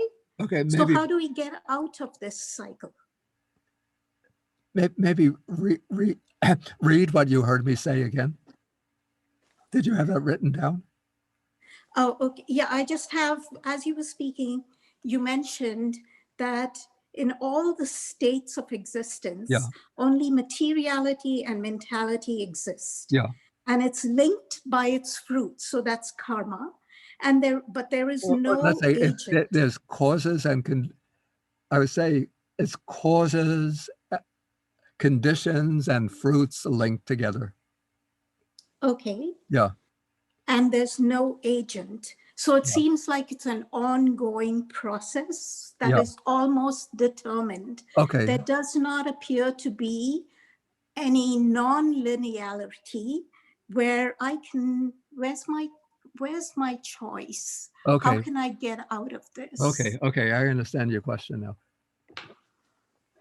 Yeah, actually, it is not deterministic, because when it said that there's no agent, what it means is that there is no persisting independent agent standing outside of, above, and beyond the process. But within this process, this flow of material and material phenomena, in the side of the mental phenomena, there's the factor of what in Pali, chaitana, which we translate volition. And it's volition that makes choices. That is what gives us the capacity to make choices and decisions. Okay. Let me just type that in. Yeah, the word is chaitana. So volition is what we face. We can face various choices, various alternative lines of action, and then I will consider these different courses of action, evaluate them, and then through the role of chaitana, I will make the determination to follow one course rather than the other. In fact, chaitana works together with a number of other factors. Chanda is desire, which could be desire for the good.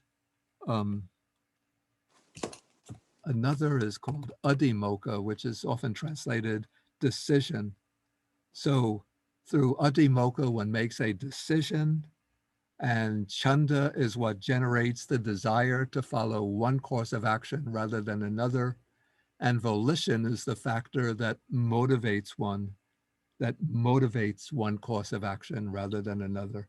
So these three working together give one a freedom to overcome let's say, the forces from the past that are bearing down on the present. So, for example, let us say I am in a shop and I'm see some very valuable items on the shelf, and there's no attendant, walking down the aisle. And so maybe the idea comes to my mind, let me steal some of these things. I just have to put them in my inside pocket of my raincoat and walk out, and nobody will catch me. And so I could be reflecting, should I steal or not steal? And so in this way, I face a choice. And if I have the sense of hiri and ottappa, the sense of moral conscience and fear of the consequences, then I will make the decision not to steal, and I will have the desire to remain honest, to uphold my integrity, and through my volition, I won't steal. On the other hand, we have a person who maybe doesn't have a strong sense of moral conscience and fear of consequences. And so this person makes the decision. He's overwhelmed by the desire to acquire those valuable items. So he makes the decision to steal them, and then his Chaitana volition motivates the action of stealing or governs the action of stealing. And so that becomes his choice to become a thief. So does that make sense? It does, Bhikkhu Bodhi. Thank you. What I missed in my equation was there's no permanent self. Yeah, yeah. And because of that, I just couldn't figure out where was there a chance to make any change. Yeah, there is a chance, yeah. Thank you. Okay, let us take now Shanjong Basher. Unmute. Thank you, Bande.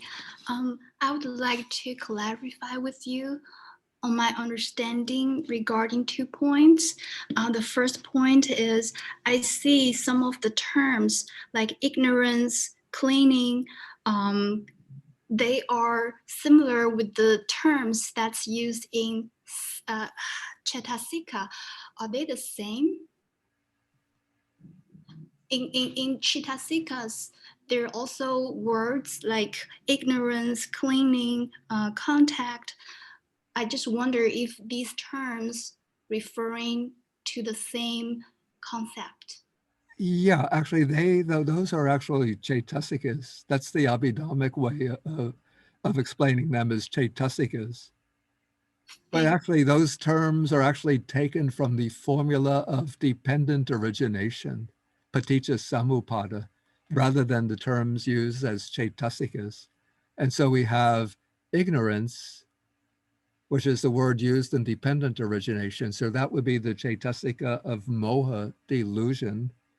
Then craving and clinging, those would be in dependent origination, that's tanha and upadana. So in terms of Chaitasikas, that would be the Chaitasika of lobha, or an upadana, or clinging, that would be the Chaitasika of lobha and ditthi, greed and views.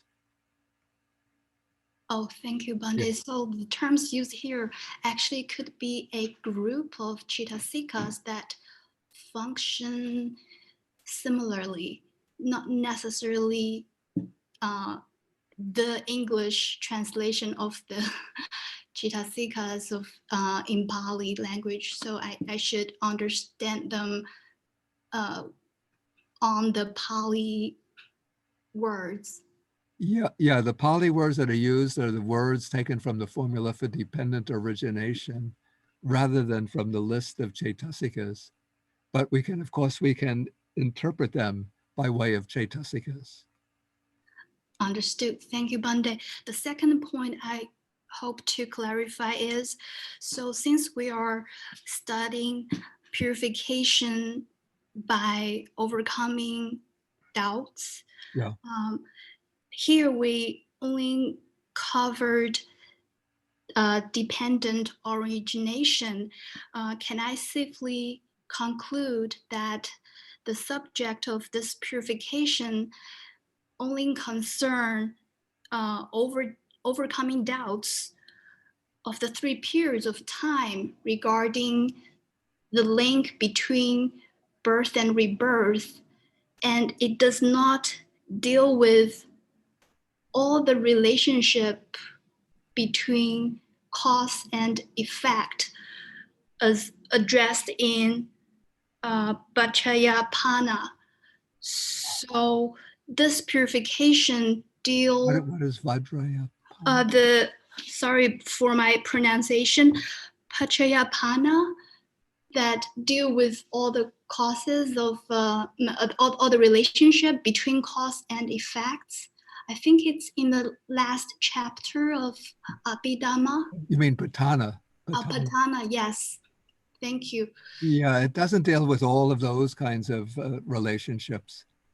It's really the doubts about the causes and conditions responsible for bringing mentality, materiality into the causes and conditions from the past that have brought mentality, materiality into this present existence, and whether mentality, materiality will continue into the future, and if so, what are the causes and conditions in the present that will bring the arising of mentality, materiality again in the future. Those are the doubts that are involved here. Understood. Thank you, Bande. Yes, these 16 doubts that are enumerated in one of the earlier paragraphs of this chapter. Thank you, Bande. Oh, we take Young.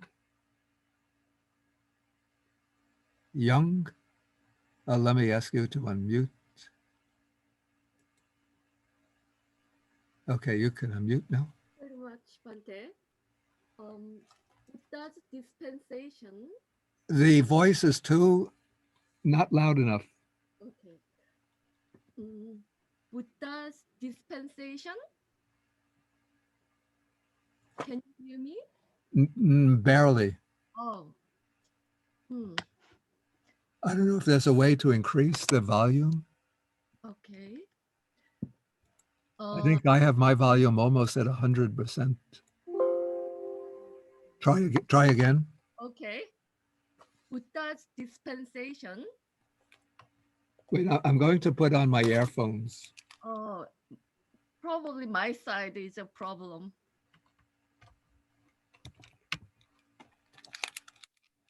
Okay, try again.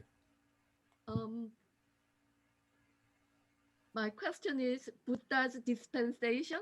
Yeah.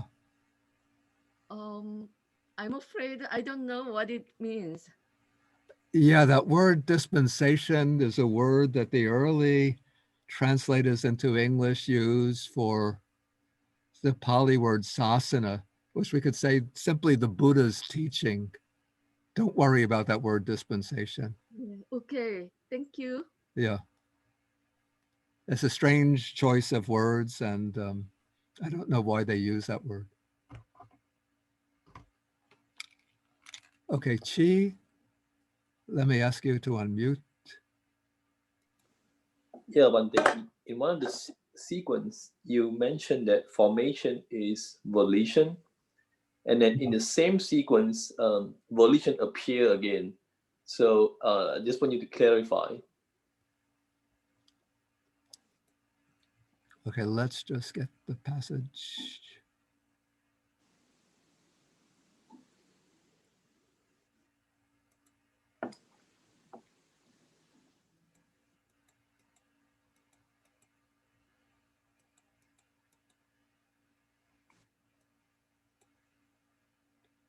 Did you happen to note the section number? So I know one of the word is formation, and then so you say that means volition. Yeah, actually, the Pali word there is sankhara, and as a factor of dependent origination, yeah, here it is. So the Pali word here for formations is sankhara, and sankhara is explained as volitional activities. So it's equated with chaitana. And then we have later in the formula of dependent origination, the word bhava, which Nyanamoli has translated as becoming. And that is also explained as volition. So there are really two different words indicating the same thing. Okay. But they come in different sections of the formula of dependent origination, so different words are used. But they really signify the same thing. The sankhara is used in regard to the factors from the past producing existence in the present. And then the word bhava, which is becoming or existence, is the cause in the present producing future existence. And that word bhava or becoming is explained by the commentaries as chaitana, volition. So volition is present in the past, producing the present existence, and there it occurs under the name sankhara. And volition is also present in the present existence, producing existence in the future.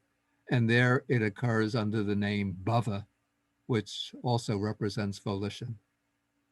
Does that answer the question? Yes, thank you, Bante. Okay, at this point then, does Yvonne, do you have your hand raised? Yes, Bante, I have one question, if that's Okay, okay. yeah. Bante, I have a question regarding to the previous chapter with reference to the interdependence of materiality and mentality. Yeah. And I was just thinking perhaps this generalization is a little bit different from, for example, the reference of the dependence of nama rupa in the patisandhi only, the rebirth linking consciousness. Oh, I see. I see. I think I see what you mean. Yeah, in the case of the rebirth linking consciousness, yeah, then consciousness is the condition for nama rupa. Is that your point? Yes, but perhaps my understanding was that only at that very moment, nama and rupa are interdependent of each other. But for the rest of the lifetime, then it's so much that the mentality is depending on the materiality for its arising. But I might be wrong. Well, actually, nama or mentality always depends on materiality, at least within, let's say, human existence. At the moment of rebirth linking, also the mental functions that start even at the moment of conception or of rebirth also depends upon the material form. Yeah, does that make it clear? I'm not quite sure that I understand the question. But Pandita seems to be a little bit different from the in the previous chapter where it says that the two are actually interdependent. But I was just thinking that might be a general statement of a broader meaning, maybe. Well, the two are always interdependent when there's five, in all states of existence where there are five aggregates, whether at rebirth linking or through the whole course of existence, mentality and materiality are always interrelated. Okay, thank you. Maybe if I'm not answering the question precisely, maybe you could write it out and then send it to me. Yes, Bande. Okay, I think we have to end now because what do we have now? Yeah, we're going to have the chanting and another period of meditation. And this will be led by Bhante Mangala. So there'll be like a 5-minute break now, and then you come back and Venerable Mangala will lead the chanting and meditation. And then we come back for the evening session at East Coast time, 7 p.m. I guess California time, that will be 4 p.m. Okay, so let us, Jen, I will just leave the session now. And you take a little break, maybe give them 7 minutes break in case they have to go to the restroom.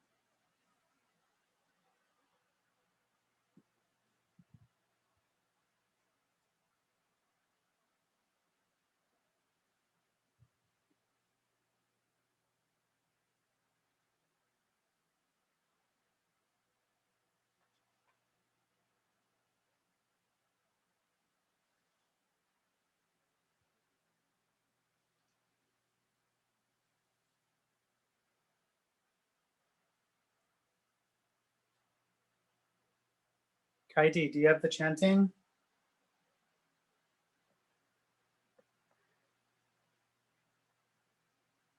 Hello, Bante. Yeah.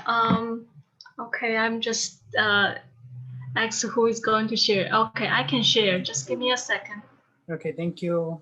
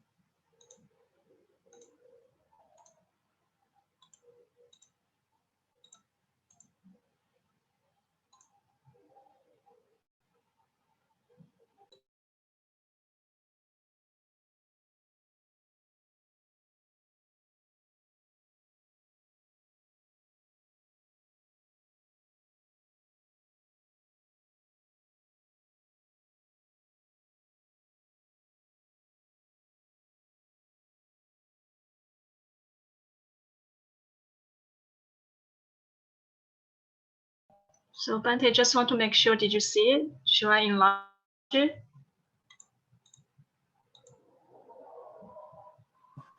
It is a little bigger. Okay, that's good. That's good. Okay, like this? Yeah. Okay. And as I'm chanting, you can scroll it down and up and all that Okay, stuff. sure, I will. Okay, thank you. Okay, Bante.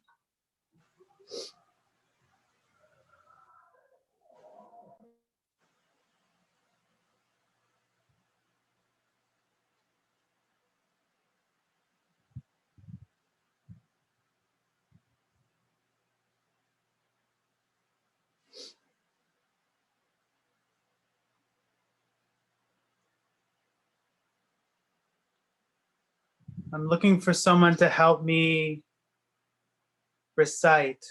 So someone can be my responder. So by show of hands, who knows how to recite Pali? Okay. Okay, it'll be you, Geeta. Okay, Bante. Okay. You've heard me chant enough. You know how I do it. Yes. Okay,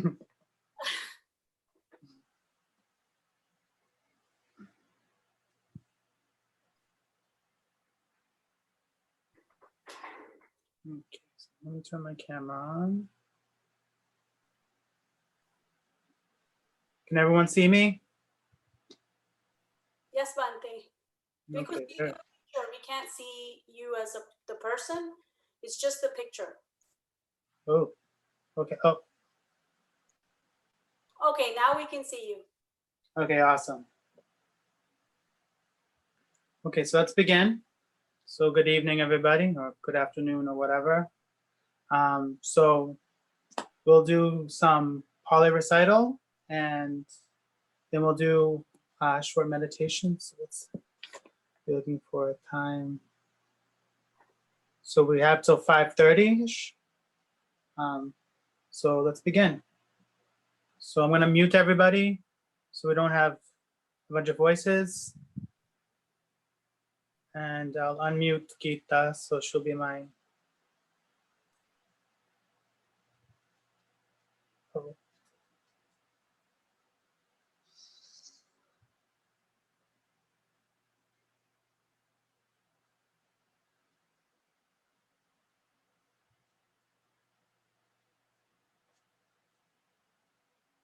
Okay, so Geeta's unmuted. So the way we'll be doing this is I'll recite, and if you don't know Pali, that's okay. I strongly encourage everyone to participate. You know, you can just read it. You can read the Pali, you can read the English. If you know Pali, or if you want to learn how to recite in Pali, then I encourage you all to practice. So I muted everyone so we don't have a million voices reciting Pali. That can be very confusing. But I'll recite and Gita will reply on everyone's behalf. So, but yeah, but I strongly encourage everyone to give it a try. It's a beautiful recital and it's the language of the Buddha. So it's good to still try it even if you don't know how to say it perfectly. So you put your hands up in Anjali as a sign of veneration, of respect. If you have a Buddha image of you in front of you, you can bow to it 3 times, or you can visualize the image of the Buddha in your mind and bow 3 times. So first bow,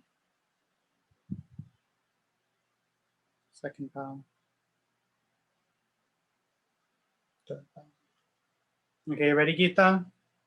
Yes, Bhante. Okay, so let's begin.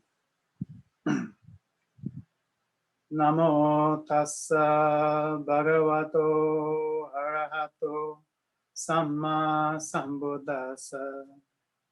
Namo tassa bhagavato arahato samma sambuddhassa. Beautiful. Namo tassa bhagavato arahato samma sambuddhassa. Namo tassa bhagavato arahato samma sambuddhassa. Namo tassa bhagavato arahato samma sambuddhassa. Namo tassa bhagavato arahato samma sambuddhassa. Okay, just scroll down, Kaiti. Okay, now homage to the Buddha. Iti piso bhagava araham Itipiso bhagava araham samma sambuddho samma sambuddho bija charana sampanno vijja charana sampanno sugato lokavidu sugato lokavidu anuttaro purasadhamma sarati anuttaro purisa dhamma sarati satta deva manusana satta deva manussanam buddho bhagavati. buddho bhagavati. Namo tassa samma sambuddhassa. Namo tassa samma sambuddhassa. Ye cha buddha atita cha. Ye cha buddha atita cha. Ye cha buddha anagata. Ye cha buddha anagata. Pachupanna cha ye buddha. Pachupanna cha ye buddha. Aham vandami sabada. Aham vandami sabbada. Nati me saranang anyam. Natti me saranang anyang. Buddho me saranang varam. Buddho me saranang varang. Etena sacha vajena. Etena sacha vajjena. Otu me jaya mangalam. Otu me jaya mangalam. Uttamangena vandeham. Uttamangena vandeham. Padapangsu varuttamam. Padapansu varuttamam. Udeyo kalito doso. Uddeyo kalito doso. Buddho kamatu tangmamam. Buddho kamatu tangmamam. Buddhang yavani bana paryantam. Buddhang yavanibbana paryantam. Saranang gacchami. Saranang gacchami. Okay, now homage to the Dhamma. Swakato bhagavata dhammo. Swakato bhagavata dhammo. Sanditiko akaliko. Sanditiko akaliko. Ehipasiko panaiko. Ehipassiko upanaiko. Pachatang veditabo vinyugiti. Pachattam veditabo vinyuhiti.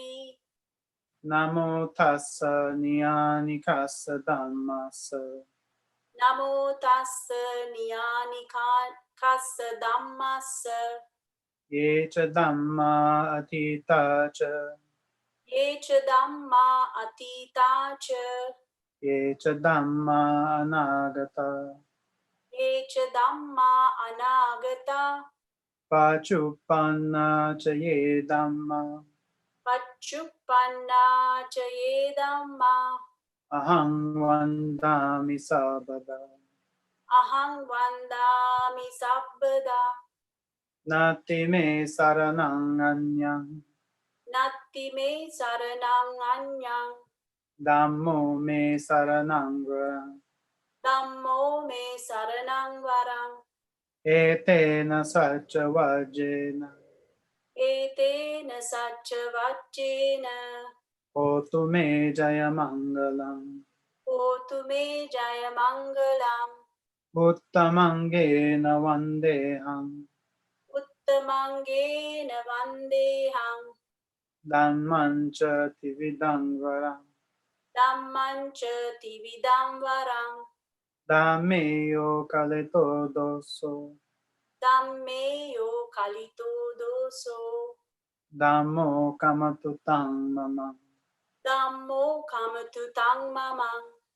Dhammang yavani bana paryantam saranang gacchami. Dhammang yava nibbana paryantam saranang gacchami. Okay, now homage to the Sangha. Supatipanno bhagavato savaka sangho. Supatipanno bhagavato savaka sangho. Ujupatipanno bhagavato savaka sangho. Unjupatipanno bhagavato savaka sangho. Nyayapatipanno bhagavato savaka sangho. Nyayapatipanno bhagavato savaka sangho. Samichipatipanno bhagavato savaka sangho. Sami chipatipanno bhagavato savaka sangho. Yadidam chattari purisa yugani. Yadidam chattari purisa yugani. Atta purisa pugala. Atta purisa pugala. Esa bhagavato savaka sangho. Esa bhagavato savaka sangho. Ahuneyo pahuneyo. Ahuneyo pahuneyo. Dakkineyo anjali karaniyo. Dakkineyo anjali karaniyo. Anuttarang punya ketan lokasati. Anuttarang punyakettang lokasati. Namo tassa atta arya pugala mahasangasa. Namo tassa atta arya puggala mahasangassa. Yecha sangha atita cha. Yecha sangha atita cha. Yecha sangha anagata. Yecha sangha anagata. Pachupanna cha ye sangha. Pachuppanna cha ye sangha. Aham vandami sabada. Aham vandami sabbada. Nati me saranang anyang. Natti me saranang anyang. Sangho me saranang varam. Sangho me saranam varam. Etena sacha vajena. Etena sacha vachena. Hotu me jaya mangalam. Hotu me jaya mangalam. Uttamangena vandeham. Uttamangena vandeham. Sangam cha duviduttamam. Sangam cha duviduttamam. Sangeyo kalito doso. Sangeyo kalito doso. Sango kamatu tang mamam. Sango kamatu tang mamang. Sangang yavani bana paryantam. Sangang yava nibbana paryantam. Saranang gacchami. Saranang gacchami. Okay, now homage to the three symbols. Vandami chetiyang sabbam. Vandami chetiyang sabbam. Sappatane supatititam. Tappatane supatittitam. Saririka dhatu mahabodhin. Saririka dhatu mahabodhin. Buddharupang sakalang sada. Buddharupang sakalang sada. Imaya dhamma nudhamma patipattiya. Imaya dhamma nudhamma patipattiya. Buddhang pujemi. Buddhang pujemi. Imaya dhamma nudhamma patipattiya. Imaya dhamma nudhamma patipattiya. Dhammang pujemi. Dhammang pujemi. Imaya dhamma nudhamma patipattiya. Imaya dhamma nudhamma patipattiya. Sanghang pujemi. Sanghang pujemi. Okay, that'll finish up our Pali recital for now. So let's get ready for some meditation. So as always, you want to get into a nice comfortable position. Either sitting on the floor, sitting in a chair or on a couch.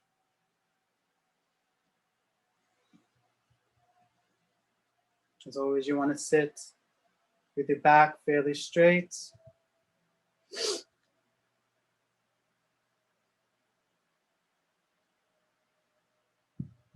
And keep your hands on your lap or on your legs or thighs.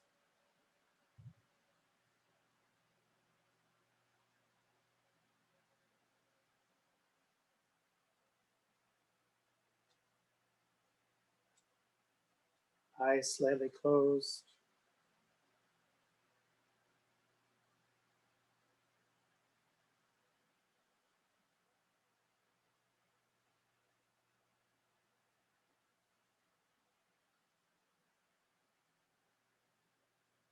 This is the posture of wakefulness, of alertness. If you let the body slouch, not putting any effort into the sitting posture, you're more likely to start getting drowsy, start falling asleep, and also causes more pain in the body, like in the thighs and the knees, in the back. So take time getting comfortable, keeping your spine fairly straight. You want the chest cavity nice and open, so you can have nice even breathing.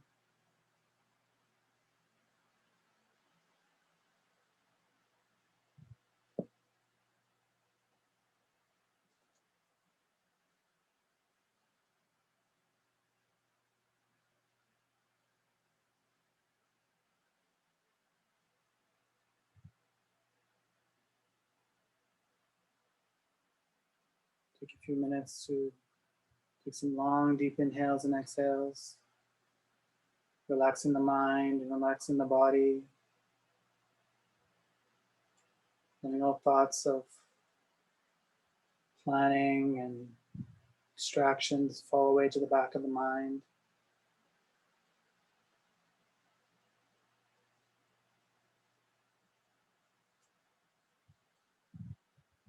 Taking time to get grounded in the body.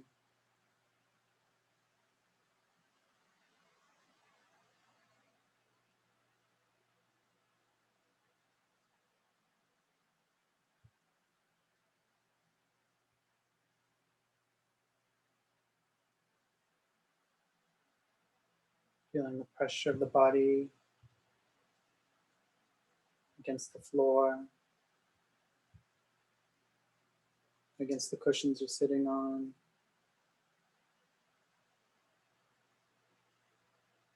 Feeling the softness of the hands pressed against each other. The rising, falling of the chest and abdomen.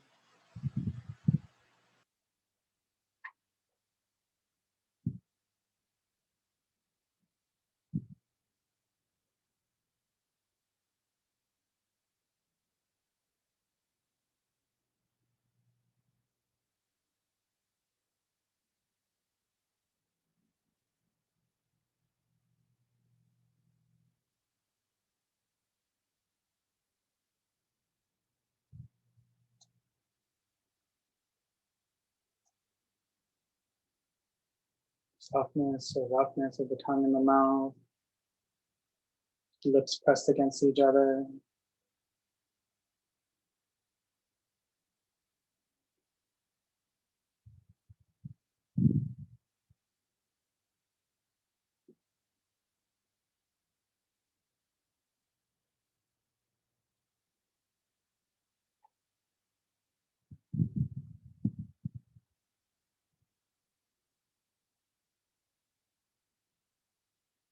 And as always with our practice, we don't make any of these things arise. We don't imagine any of these things arising. They just arise due to their own nature, to our silent awareness, to our mindfulness and observation. We just kind of gradually start noticing. We're not imagining or fantasizing these things. They're happening all the time. They're always there. As the mind becomes more concentrated, more mindful, more focused, we just start seeing these things more clearly.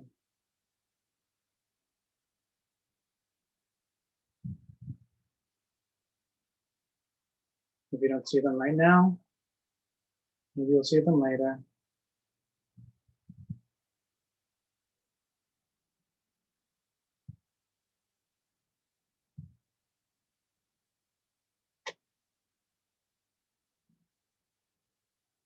Just take your time, go at your own pace.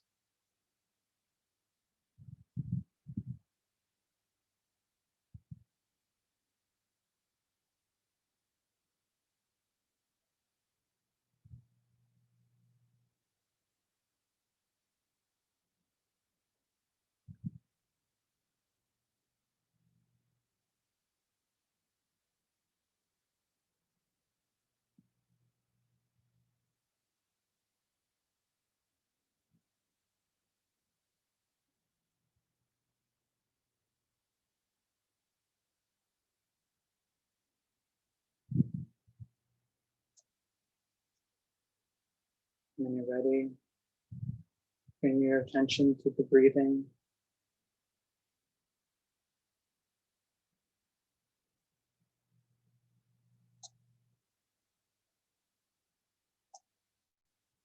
The sound that's clearest at the nostrils.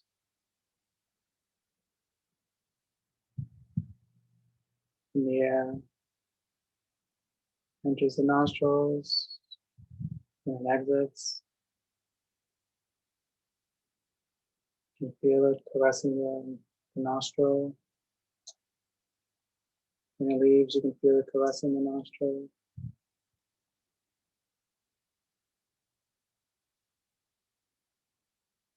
For some, it's more clearly at the rising and falling of the chest. For some, it's the abdomen.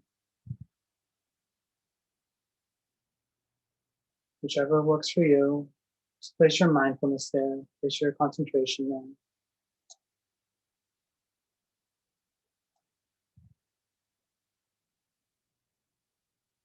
Whichever you choose, That's where you keep your focus, keep your attention. When you're breathing in, just be aware of the in-breath. When you're breathing out, be aware of the out-breath.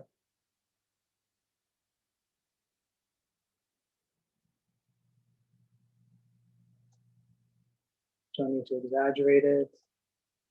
Don't need to manipulate or change. Just watch and observe. Let the body breathe in when it needs to breathe in. Let it breathe out when it needs to breathe out. Don't need to control, don't need to manipulate. Just let it all happen naturally. All you gotta do is observe and watch. Pay attention, focus.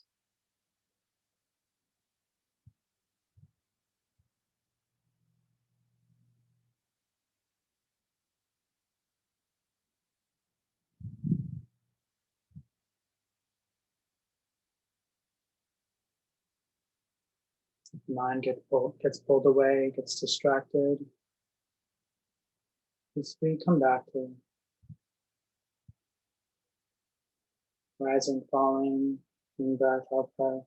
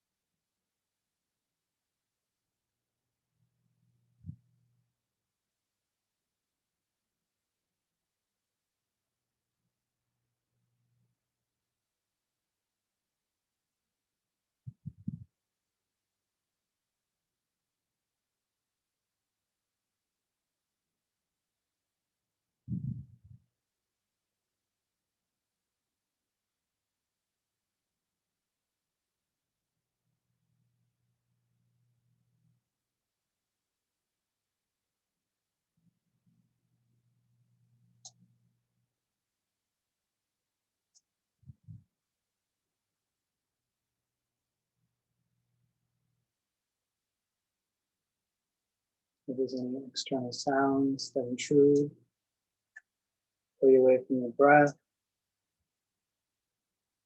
You don't need to react to it. You don't need to get upset about it. They're just sounds. Acknowledge there's sounds going on.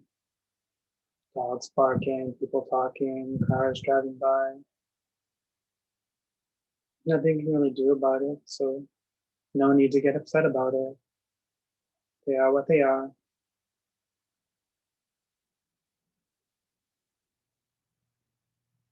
Just acknowledge them. Label them as sounds or noises. Let them go. Just go back to the breathing. In breath, out breath. Long breath, short breath. Rising, falling.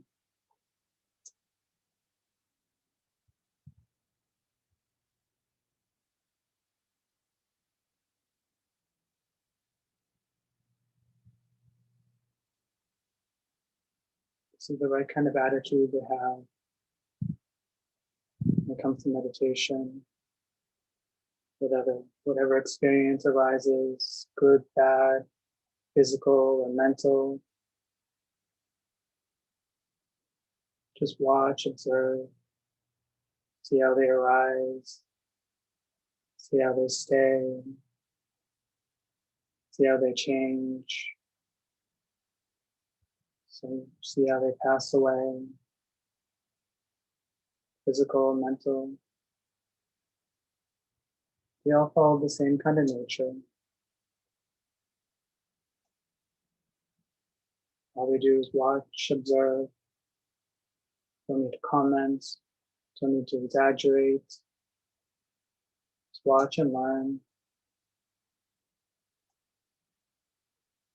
Just like the breathing, they arise, they stay, they pass away. Rise, stay, pass away. Constantly in a state of flux, state of change.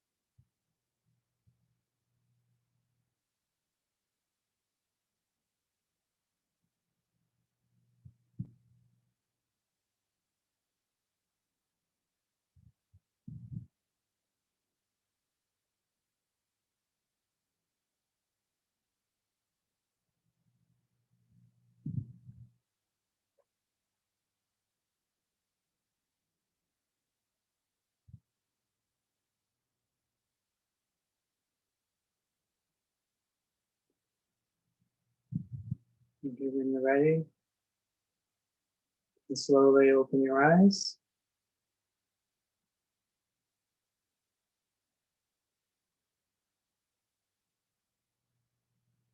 Let's finish up. Rub your palms together. Keep them nice and warm. Rub your forehead and your temples. Back of the head. Making your way down the back of the neck. Neck massage. The shoulder blades. Back and lower back.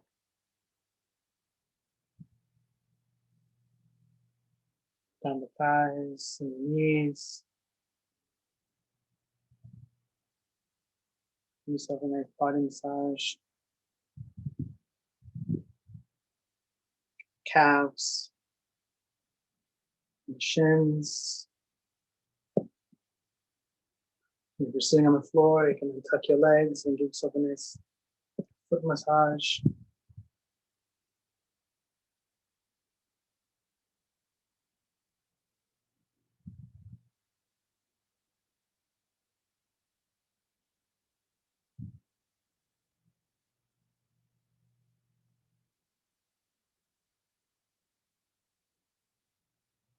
Okay, everybody.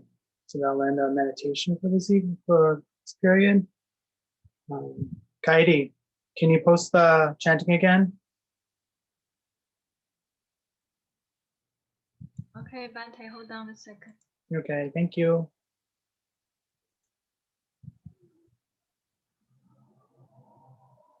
We'll go down to the reflections on compassion.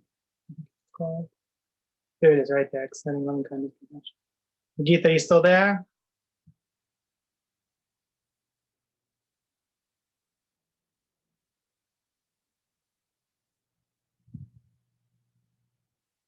Yes, Bante. Okay, so let's finish up with just extending loving kindness and compassion. You put your hands back up in Anjali. Dukkha patta chani dukkha. Dukkha pada chani dukkha. Bhaya patta chani bhaya. Baya pada chani baya. Sukha patta chani sukha. Sokha pada chani sokha. Untu sabbe pipanino. Untu sabbe pipanino. May those who suffer be free from suffering. May those who fear be free from fear. May those who sorrow be free from sorrow. May all living beings also be thus. Sadhu, sadhu, sadhu. Sadhu, sadhu, sadhu. Okay, so that Thank you. ends this. Thank you, Good. Bhikkhumani. Thank You're you. welcome. And so that ends the session for now. Thank you everyone for joining me. And thank you, Geeta, and thank you, Kaidi. So we'll get back together again at 6:45, so everyone can take some dinner, get some exercise, go for a walk. So yeah, we'll meet all again at 6:45. And we'll start our lecture at 7. So yeah, we have till 7 for the next lectures. Thank you, everybody. Hope that was helpful, and see you all later. Thank you, Bante. See you later. Okay, thank you.